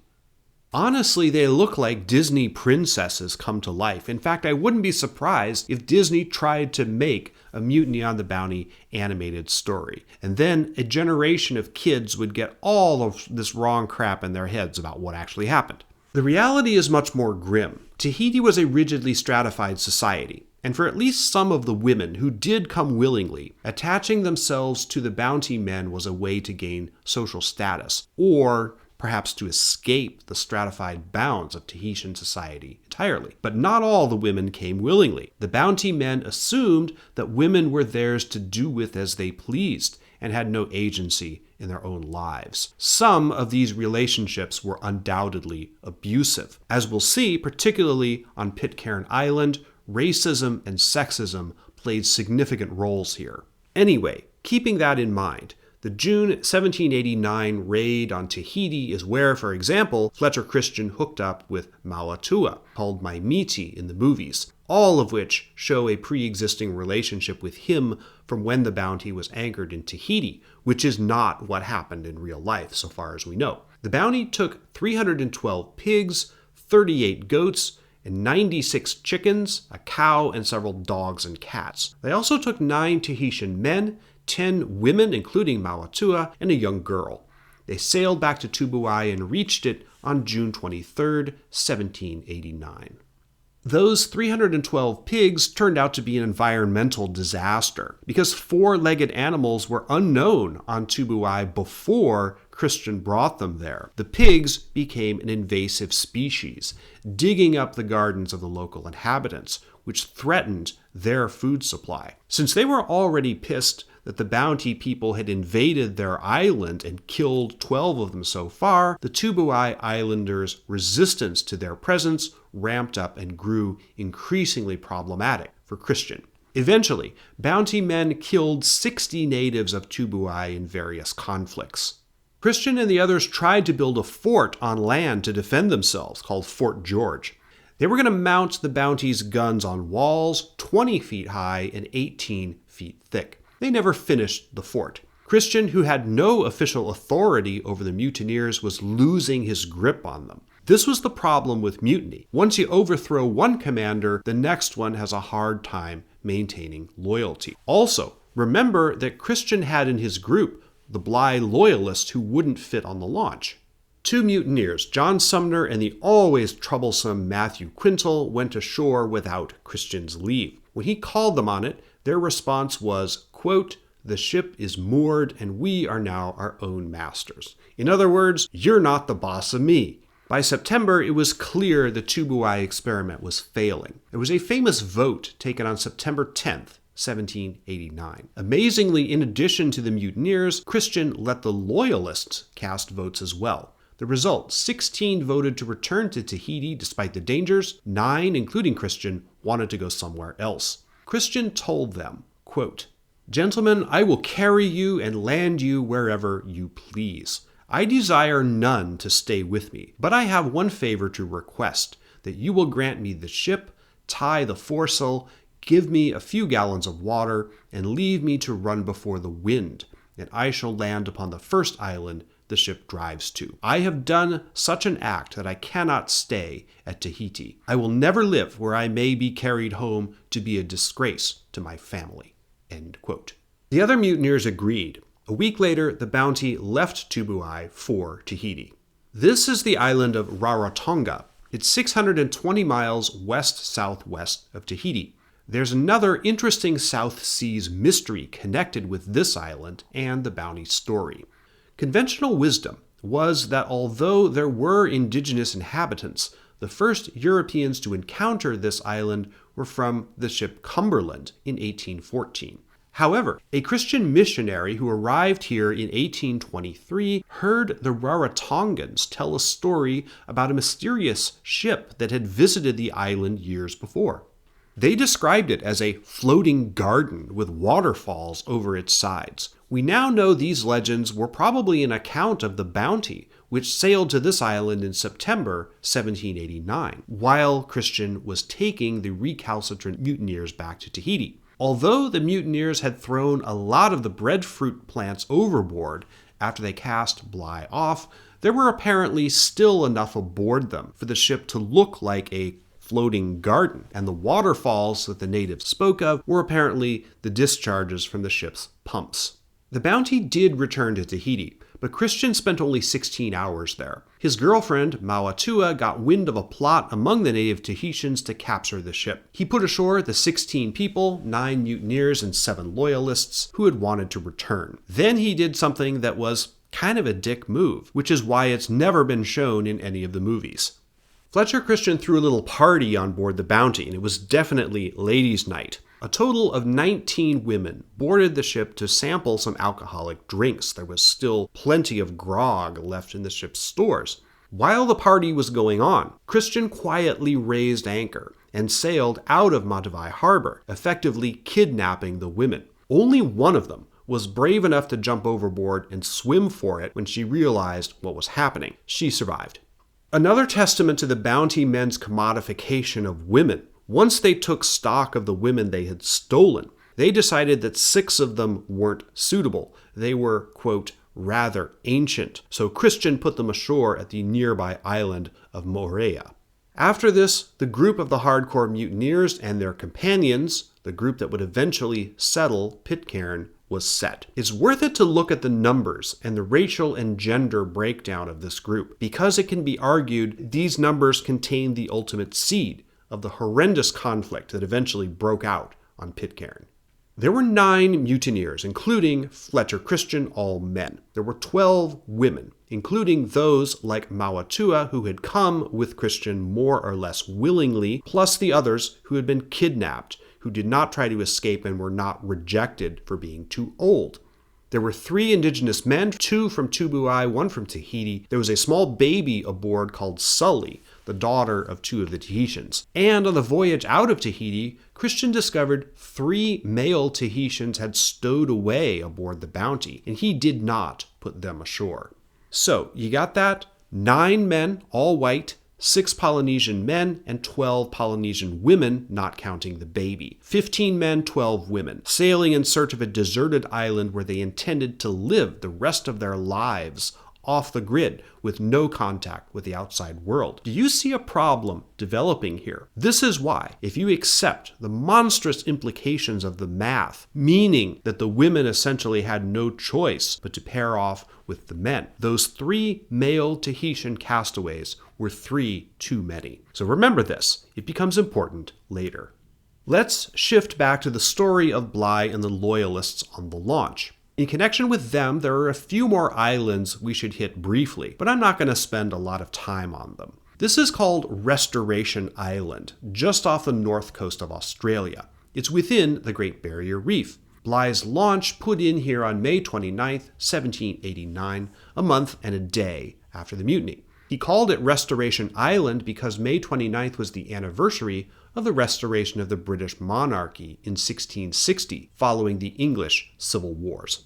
This was, after the disaster at Tofua, the first land the launch called at in their entire lengthy voyage. This is a very similar location, known as Sunday Island, not far away from Restoration. The launch reached this one on May 31st, 1789, which was the same day the Bounty sailed from Tubuai for that raid on Tahiti to pick up livestock and women. An incident occurred here on Sunday Island on that day. William Purcell, the Bounty's carpenter, was one of the men who had gone ashore, and he was gathering clams on the beach.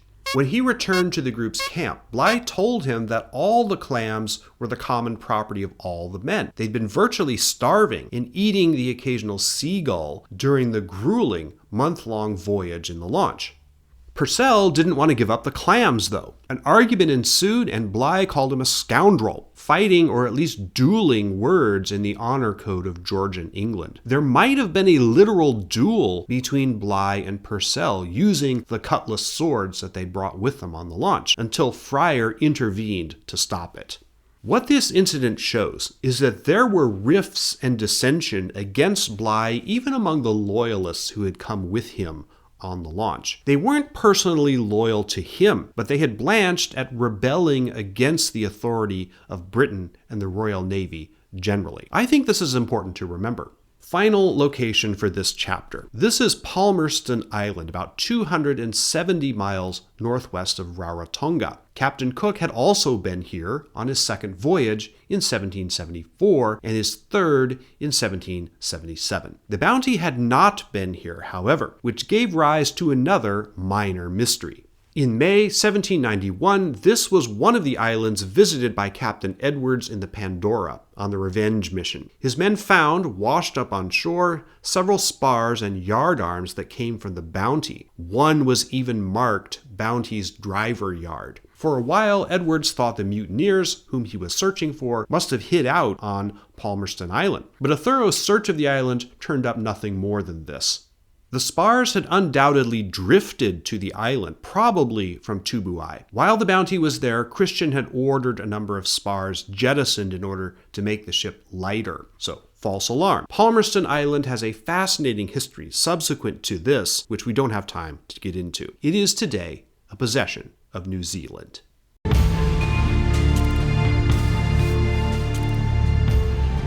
The next few locations I want to get through fairly quickly. They are relevant to the Bounty story, but relatively short pieces of the narrative occurred in these places. We'll start with this one. This is Kupang on the island of Timor in Indonesia. Its modern population is nearly 500,000, and as a result, it looks today very little like it did on June 14, 1789, when Bligh and the 18 other men on the Bounty's launch sailed into Kupang Harbor at the end of their epic voyage, which has rightfully been recognized as one of the most heroic feats of seamanship ever attempted.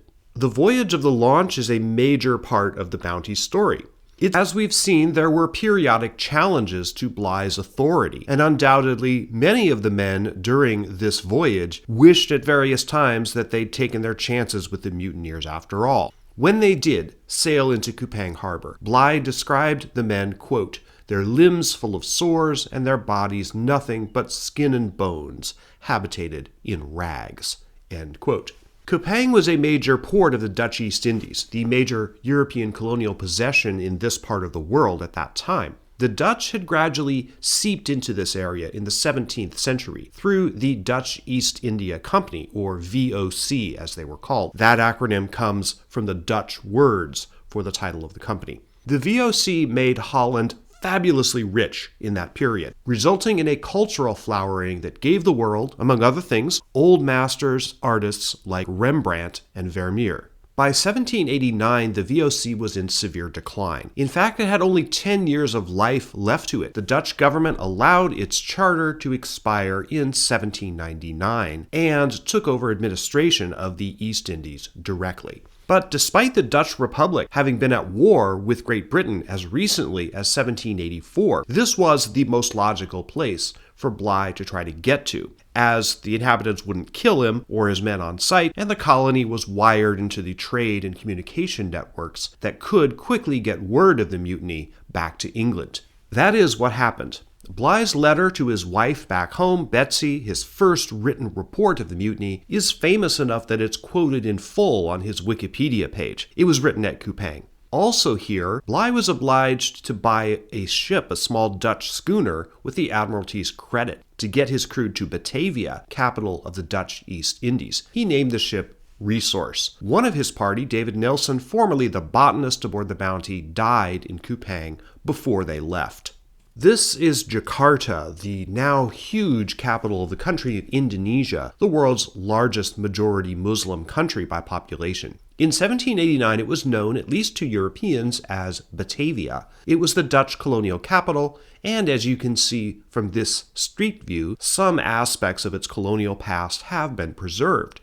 This was Bligh's destination in the Resource, and it's the point from which the Bounty loyalists dispersed after their long ordeal. They went home on various separate ships, 2 there, 3 there, whatever ships bound for Europe could be found to take them.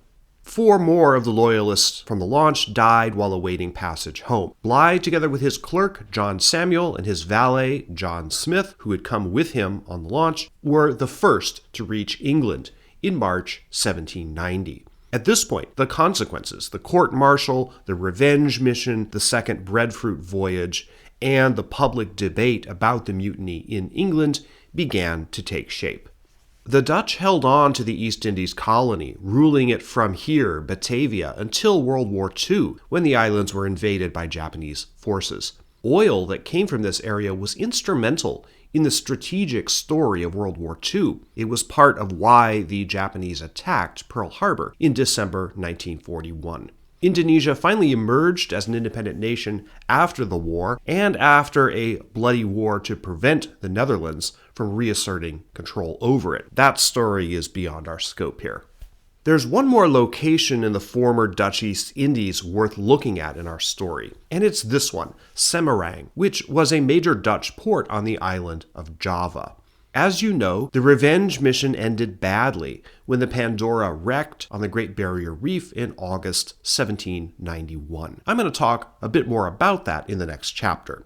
The Pandora's survivors, which included several captured Bounty mutineers, set off in 4 small boats, again for Kupang, as Bligh had done 2 years earlier. They reached Kupang on September 16, 1791, and eventually the Pandora survivors reached this port, Semarang. Today, this is a colorful and fascinating location, like many in Southeast Asia. I couldn't resist showing the street view of this part of this very large city. The survivors didn't stay long here, and like Bligh and his men from the first open boat voyage, they ultimately reassembled in Batavia for the voyage's home. Semarang is today a multicultural, multi-ethnic city that represents the fascinating polyglot society that is modern-day Indonesia. Like many former colonial societies, Indonesia has an indigenous culture that was heavily influenced by the culture of their colonizers, which is why you see whitewashed European buildings aside mosques and houses of the poor and narrow streets choked with motorbikes, like you do here.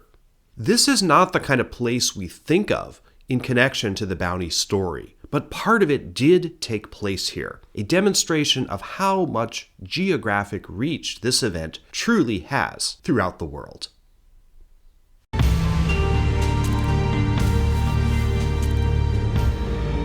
Australia, like the East Indies, hovers kind of on the fringe of the Bounty story. But we'd be missing a lot if we didn't investigate some of the sites here, because some important things happened here, both before and after the main events of the mutiny.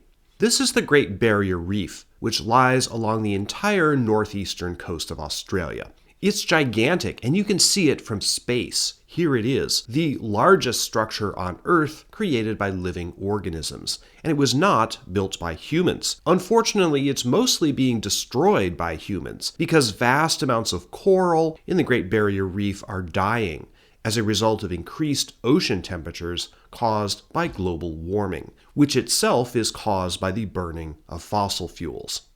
Go ahead, deniers, unsubscribe me for saying that. I'll even say it again just to make sure you get it. Global warming itself caused by the burning of fossil fuels. Absolutely proven scientific and historical fact beyond all shred of doubt. But that's not why we're here. We're not even here because, especially underwater, what remains of the Great Barrier Reef is extremely beautiful, as you can see in this rare underwater photosphere on Google Maps. We're here because on August 28, 1791, the HMS Pandora, commanded by Captain Edward Edwards, was sailing across the Great Barrier Reef when she struck coral and began to take on water. After a whole night of desperately trying to keep the ship afloat, the Pandora went down on the morning of the 29th. A total of 35 men were killed in the disaster. Of those 35, 4 were bounty mutineers, recaptured in Tahiti by Edwards. This was the disastrous end of what I've been calling the revenge mission. The revenge mission was ordered by the Admiralty in August 1790, after Bligh had returned to England but before his court-martial in October, which acquitted him. The Pandora had previously seen action in the American Revolutionary War, but was decommissioned after it, and she was recalled specifically for the revenge mission and took off from the Portsmouth area in November 1790. The Pandora was accompanied by a smaller ship, a schooner called the Resolution, not the same ship as the one with that name that Captain Cook had sailed to Hawaii. The ships were eventually separated. Captain Edward Edwards was charged with the mission of rounding up as many of the bounty mutineers as possible and returning them to England for court-martial. One of the ironies of the bounty story is that the cruelties often popularly attributed to Bligh, which he generally did not do or did not do very often, were very much part of Edwards' command style. He was a harsh and unforgiving disciplinarian, and he intended to be and was harsh on the mutineers. The Pandora's primary and most important stop on the revenge mission was, naturally, Tahiti. This was where Edwards had his greatest success and really the only luck he would have on that whole voyage. In March 1791, shortly after the Pandora's arrival, they brought on board a total of 14 former members of the Bounty's crew. Of these 14, 4 were loyalists who had been detained aboard the Bounty when there was no room for them on the launch, and 10 were either hardcore mutineers or had at least gone along with the mutineers. The Pandora's arrival in March 1791 interrupted a drama going on back in Tahiti. Pomare, the main chief with whom Bligh and the Bounty crew had interacted most frequently, was waging a military campaign. to subjugate the rest of Tahiti under his rule, and he found the mutineers and loyalists who'd been left on the island when Christians sailed away to be good allies in this project. Some of these men still had muskets they'd brought with them from the Bounty, and Pomari's enemies naturally didn't. Incidentally, if you're wondering why the Pandora only picked up 14 Bounty crewmen instead of the 16 left behind by Fletcher in September 1789, it's because 2 had died in the meantime. Charles Churchill, former master-at-arms of the Bounty, had actually become chief of a district on Tahiti, but distrust between him and another mutineer, Matthew Thompson, eventually broke into open conflict. Thompson murdered Churchill, shooting him with a musket in March 1790. And Churchill's Tahitian supporters then turned on Thompson and killed him. Charming fellows, this lot. In any event, 3 of the Loyalists happily and enthusiastically surrendered to Captain Edwards as soon as the Pandora appeared at Tahiti. They were understandably dismayed when he clapped them in irons and put them in confinement, despite their protests, truthfully, that they were not guilty of mutiny. Edwards didn't care. His thought was imprison them all and let the court-martials in England sort out the guilty from the innocent. When they heard about this, the remaining Bounty crewmen tried to hide from Edwards's men. Ultimately, they were all recaptured, though one of them, Michael Byrne, the mostly blind fiddle player, may have surrendered voluntarily.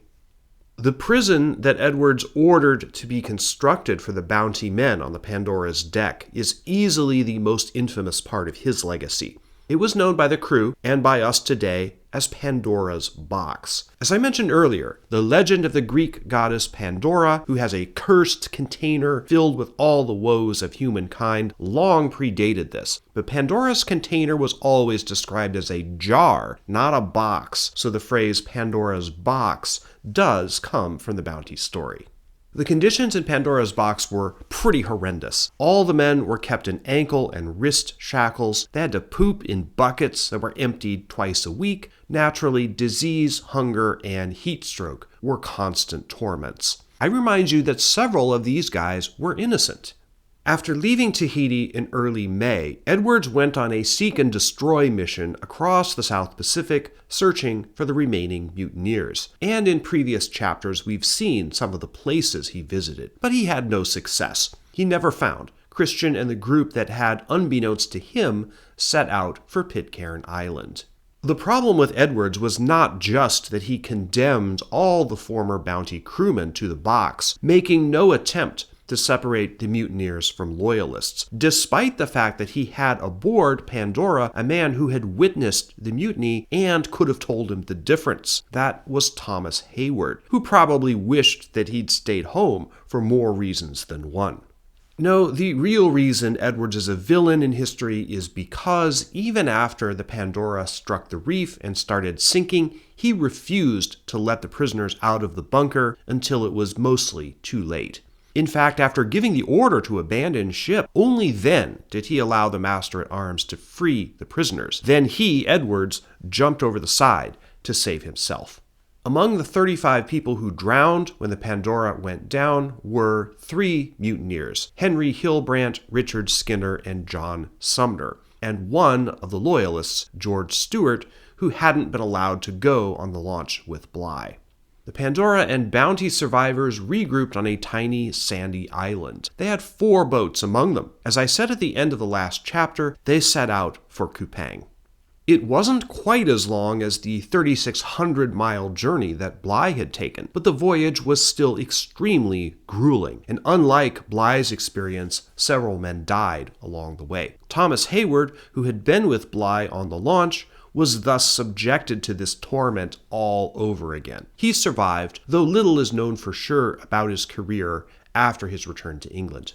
We're still in Australia. This is called North Head, and it's on the northern approaches to what today is identified as Sydney Harbour. In fact, on the ground-level view, you can distantly see the modern city of Sydney in the distance from this location. North Head was the first land on the Australian mainland to be sighted by British mariners aboard the HMS Supply, one of the ships sent on the expedition to found the penal colony that was the brainchild of Sir Joseph Banks, who also got the Bounty breadfruit trip going. It was January 18th, 1788. At the time the British reached what became New South Wales, the Bounty was in the Atlantic in the first part of its voyage. The foundation of Australia is an epic story, and a tragic one. It's beyond the scope of this video, but it is intimately linked to the Bounty's story, and not just through the person of Joseph Banks, who spearheaded both projects. It represents the beginning of a new phase of the expansion of the overseas British Empire, which got a second wind following the loss of the American colonies in the Revolutionary War.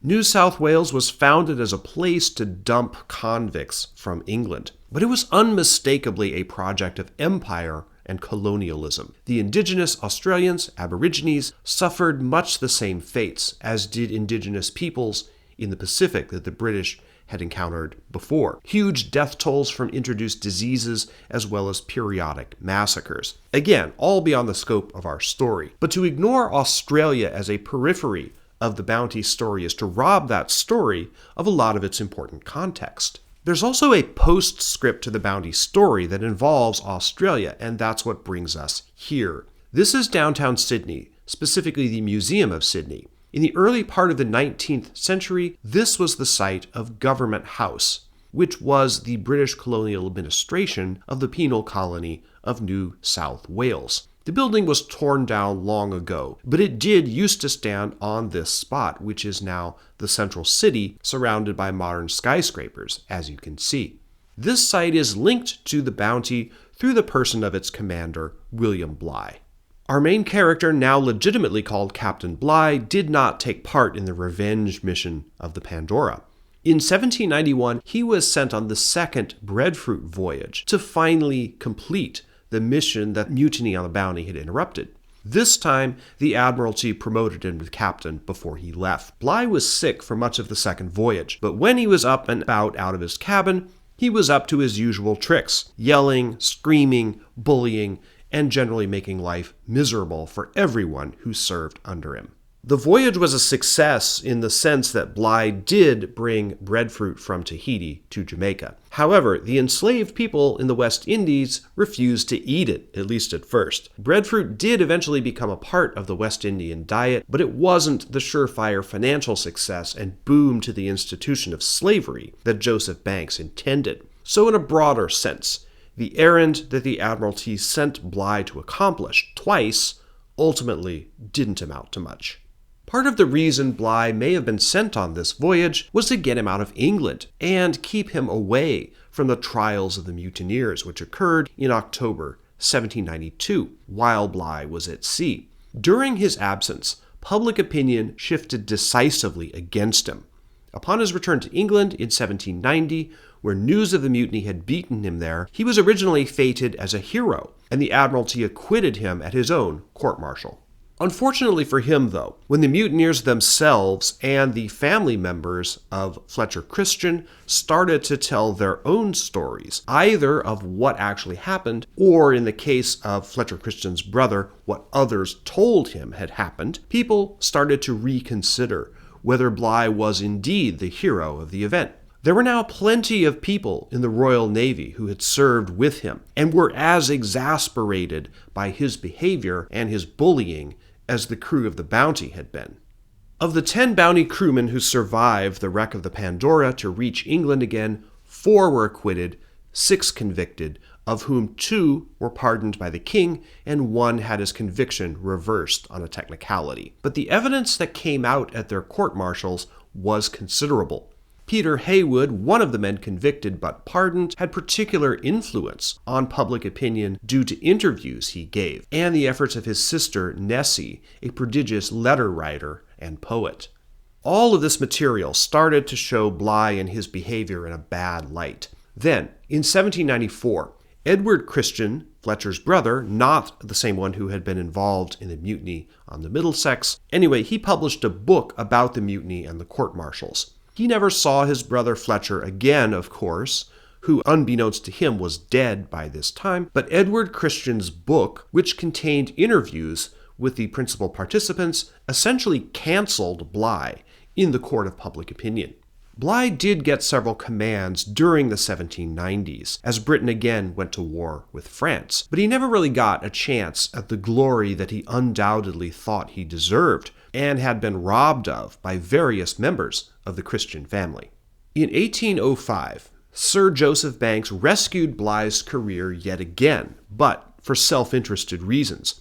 By that time, the New South Wales colony had been largely taken over by the corrupt New South Wales Corps, the regiment of Royal Marines whose job was to keep order in the colony. The New South Wales Corps was running a racket, distilling rum with the grain that was being shipped to Australia, mainly from India, and then selling it at a profit. Rum, in fact, became the de facto currency of the New South Wales colony. Banks's own reputation was tied up in the Australia project. If it failed, Banks would be discredited and lose his influence with the king. So he recommended to the government that they send Bligh, known as a strict disciplinarian, to regain control of the colony from the corrupt rum-trading soldiers. Bligh arrived in 1806. His honest attempts at reform enraged the New South Wales Corps. That brings us back to this location. On January 26, 1808, the New South Wales Corps marched on Government House, once located here, and placed Bligh under house arrest. One of his daughters had come to Australia with him, and she was held too. The Corps basically won the showdown, succeeding in getting a different governor appointed, but Bligh refused to leave the colony until his replacement arrived, which meant that he and his daughter remained essentially under arrest for a year. They spent most of that year aboard a ship, the HMS Porpoise, which Bligh had been given command of, and was anchored off Tasmania. Major General Lachlan Macquarie arrived in January 1810 and began the long process of whipping Australia into shape. Bligh eventually returned to England, but his naval career was pretty much over. This very famous political cartoon showing Bligh being dragged out from under his bed by the New South Wales Corps is not accurate historically, but it was definitely consistent with Bligh's public reputation as a blustering bully in his speech and manner, but a coward at heart. The mutiny on the Bounty destroyed much of his reputation. The Rum Rebellion of 1808 finished it off. Having steeped myself in Bligh's writings, personality, and legacy for the considerable time I worked on this project, I have to say that while he was clearly a dick, and especially so by 18th century standards, William Bligh has been given a bum rap by history. He was exasperating, annoying, and verbally abusive. But compare him to some of the other personalities in this story. Captain Cook, responsible for the deaths of countless Hawaiians through disease, brutal to his own crew, so hated that his body was literally torn apart by his enemies. Fletcher Christian killed about 60 indigenous people, stole a ship, would have condemned 19 of his own people to slow death on the seas, if not for Bligh's seamanship, kidnapped indigenous women to serve as sex slaves. Edward Edwards locked 14 guys in a bunker and wouldn't let them out even when they were drowning. Joseph Banks sought to increase the profitability of slavery and also helped found a colony that decimated Australian Aboriginal peoples. Compared to all of this, yelling at his men and generally being a dick, which is what Bligh is principally guilty of, I think that if you're looking for a villain in the Bounty story, there are a lot more deserving characters to pin the hat on than William Bligh.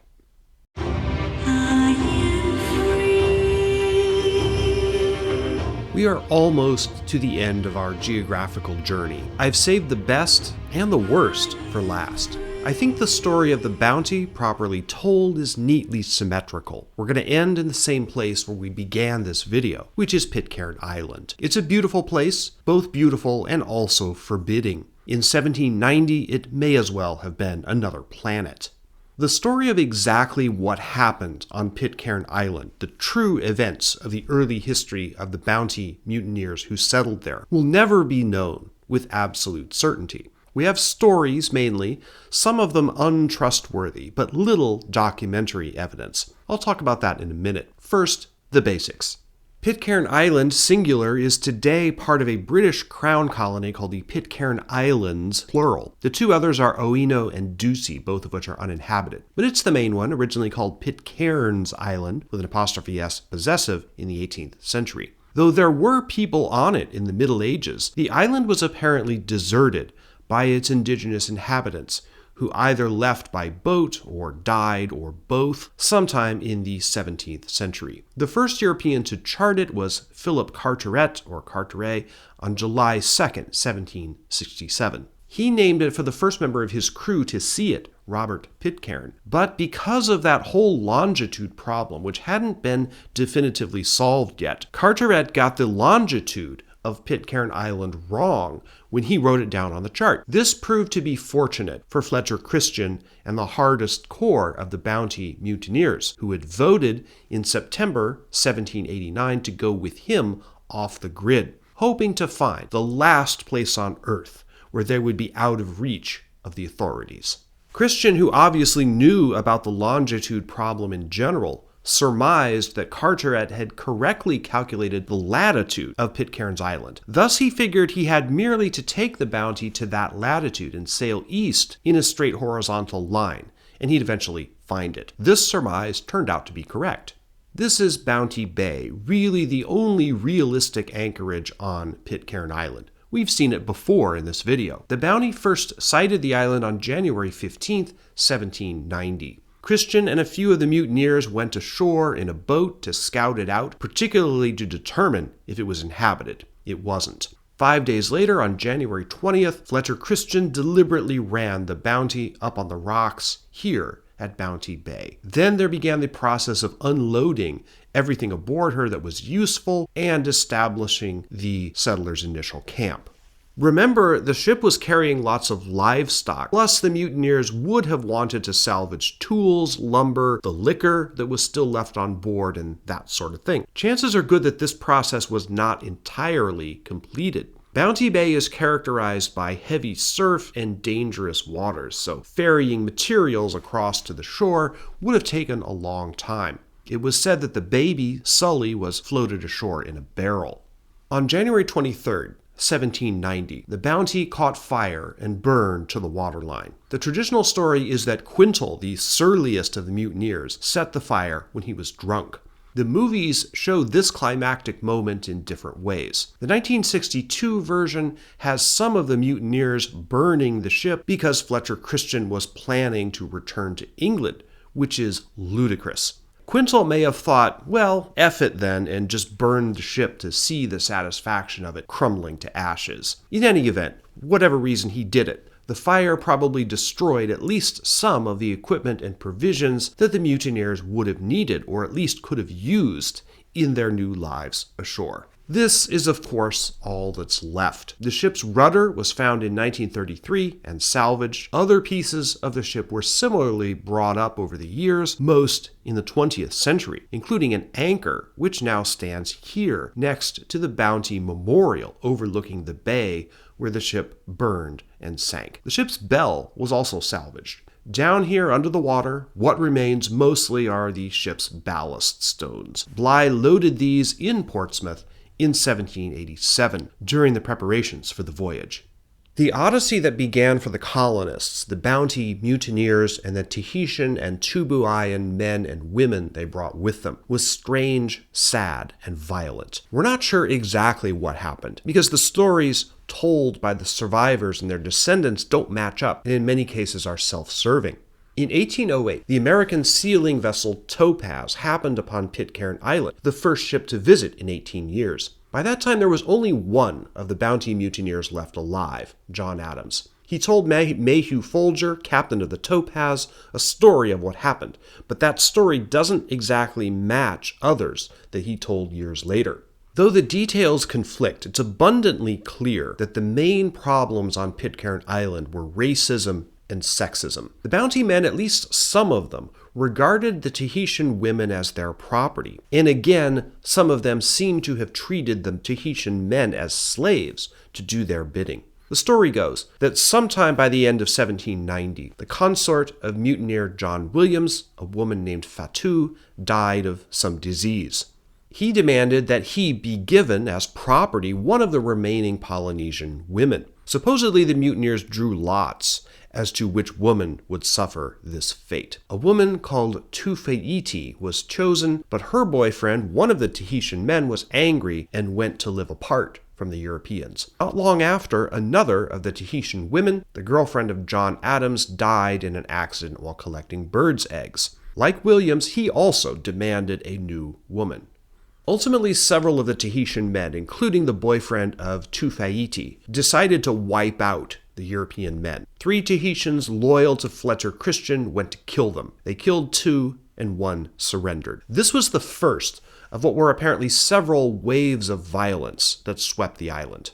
The next eruption is said to have occurred in September 1793. The trigger was the theft of a pig belonging to William McCoy, a mutineer, by one of the Tahitian men. McCoy beat up the man who stole his pig, and the Tahitian men decided once again to rid themselves of the white men on the island once and for all. On September 20th, 1793, a massacre occurred on Pitcairn Island. Several Tahitian men killed 4 of the Europeans, after which it is said some of the Tahitians turned on each other, and reprisals by the surviving bounty men killed 2 more. When it was over, 8 people were dead. Mutineers John Williams, Fletcher Christian, Isaac Martin, and William Brown, and Tahitian men Taimua, Manari, Tahiti, and Niau.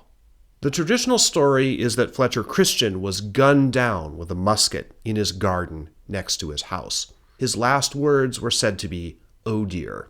By this time, he had 3 children with Mauatua, his girlfriend, also known as Isabella or Mainmast. The oldest of them was a son, famously named Thursday October Christian.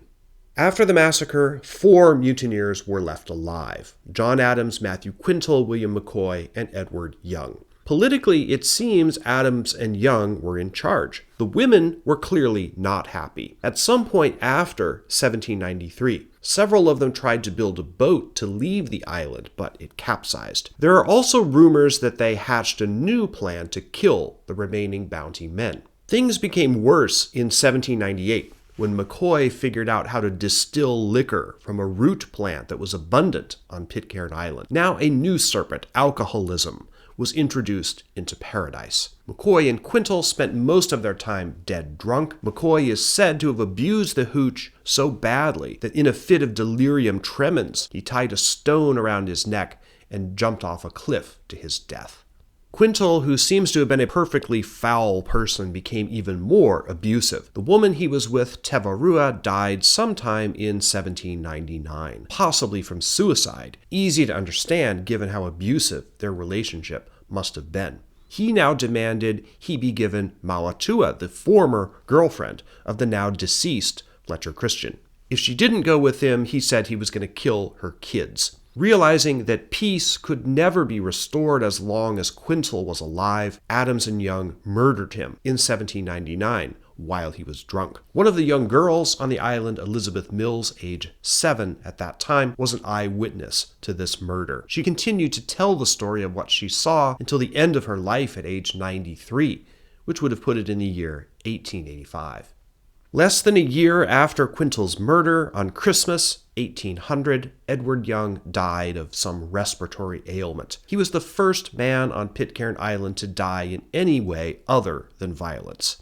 John Adams was the last surviving mutineer. Supposedly he found God, converted the residents of the island to Christianity, and peace reigned ever after in godly fashion. This was the state of things when the Topaz arrived in February 1808.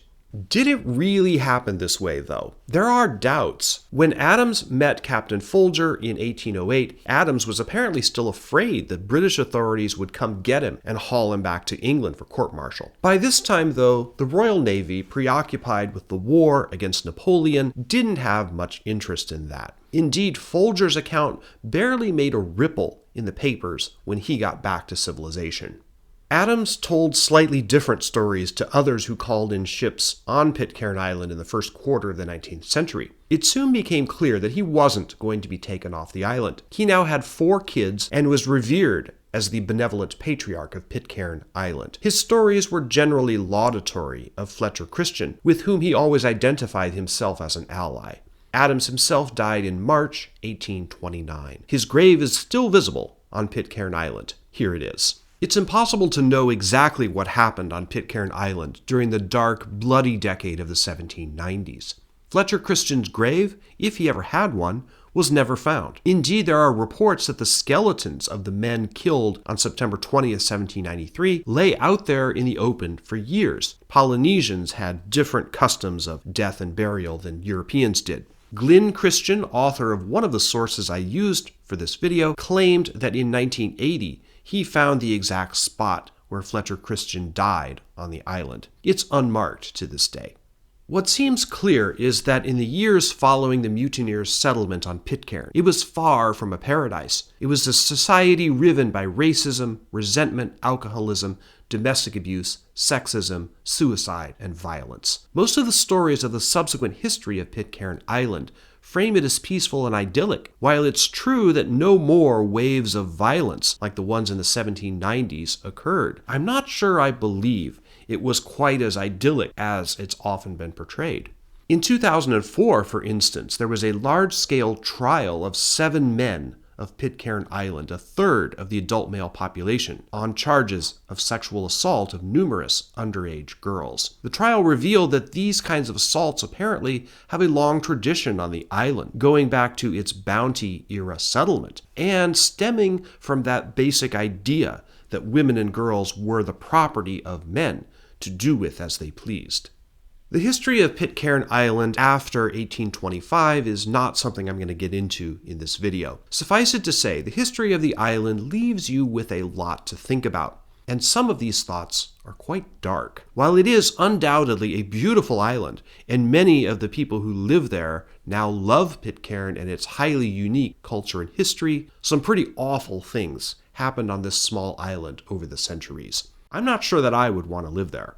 The population of the British Overseas Territory of the Pitcairn Islands reached a high of 233 in the year 1937. Since then, it's gone down steadily. It's now down to 35. Everyone who has lived there since 1790 got there because of the mutiny on the Bounty. The history of the island is one of the many incredible and amazing consequences of that event. And as you see in this, the first image we saw in this video, the last remaining pieces of that famous ship still lie on the bottom of the bay that the ship gave its name.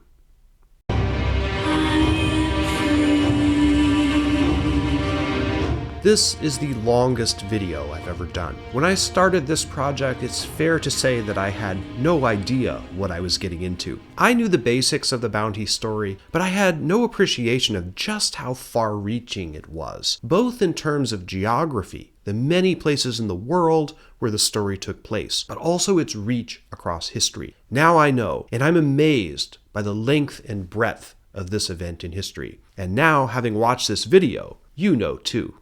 One of the things that amazes me about the mutiny on the Bounty was just how many consequences flowed from what was essentially a spur-of-the-moment decision by one man on one small ship in a distant corner of the world on one Tuesday morning in April 1789. The mutiny was not planned ahead of time. It came about as a result of essentially a conflict of personalities between William Bligh and Fletcher Christian. Christian had planned the night before, as you recall, to get off the ship on a raft. A plan changed suddenly, and perhaps for reasons we can't ever fully know. That a mutiny was even possible was more or less an accident of history. The Admiralty didn't promote Bligh to captain before he left, which meant he wouldn't get Royal Marines to keep order on the Bounty's voyage. I've stressed that point a couple of times. But think of everything that resulted from Christian's perhaps impulsive, maybe split-second decision. The voyage on the launch, the death of John Norton, the deaths of 60 or so indigenous people killed by Christian and Bounty men following the mutiny, the conquest of Tahiti by Pomare I, which couldn't have happened without help and weapons from the Bounty mutineers. Pomare's dynasty continued to rule Tahiti until 1880. Then there was the revenge mission, Pandora's Box, the court-martials, the hanging of 3 of the mutineers. There was the foundation of the colony on Pitcairn Island and the waves of violence that occurred there. In the 20th century, there were the books, then the movies. Marlon Brando was born in 1924, 135 years after the mutiny, yet his life was profoundly affected by that decision Fletcher Christian made on that morning.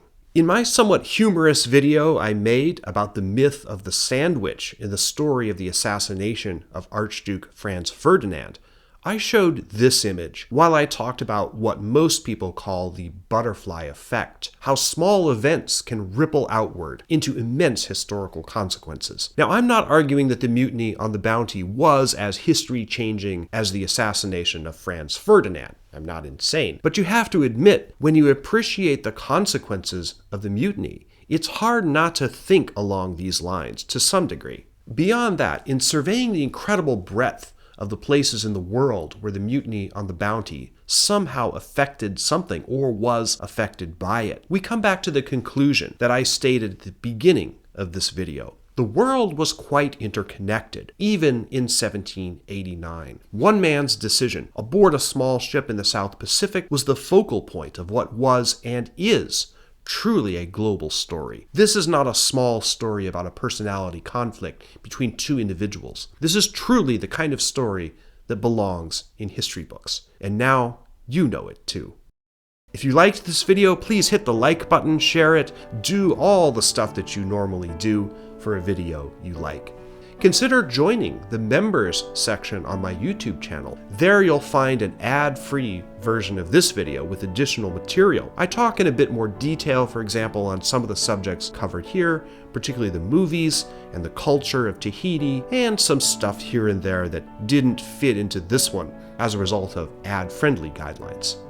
The sources I used to make this video are listed in credits at the end and also down below in the description. Take a look at them. You can, for example, read the log of Captain Bligh online for free, and it's pretty interesting. As usual, I want to say that no part of this video, including the research or writing of the script, was done with AI. My novel that came out in December 2024, The Gangster Crown, is available on Amazon Kindle and in paperback. Link to that is also in the description. I also teach history classes online at my website, seanmunger.com. And you can sign up for my blog at gardenofmemory.net and get the columns delivered to you directly by email.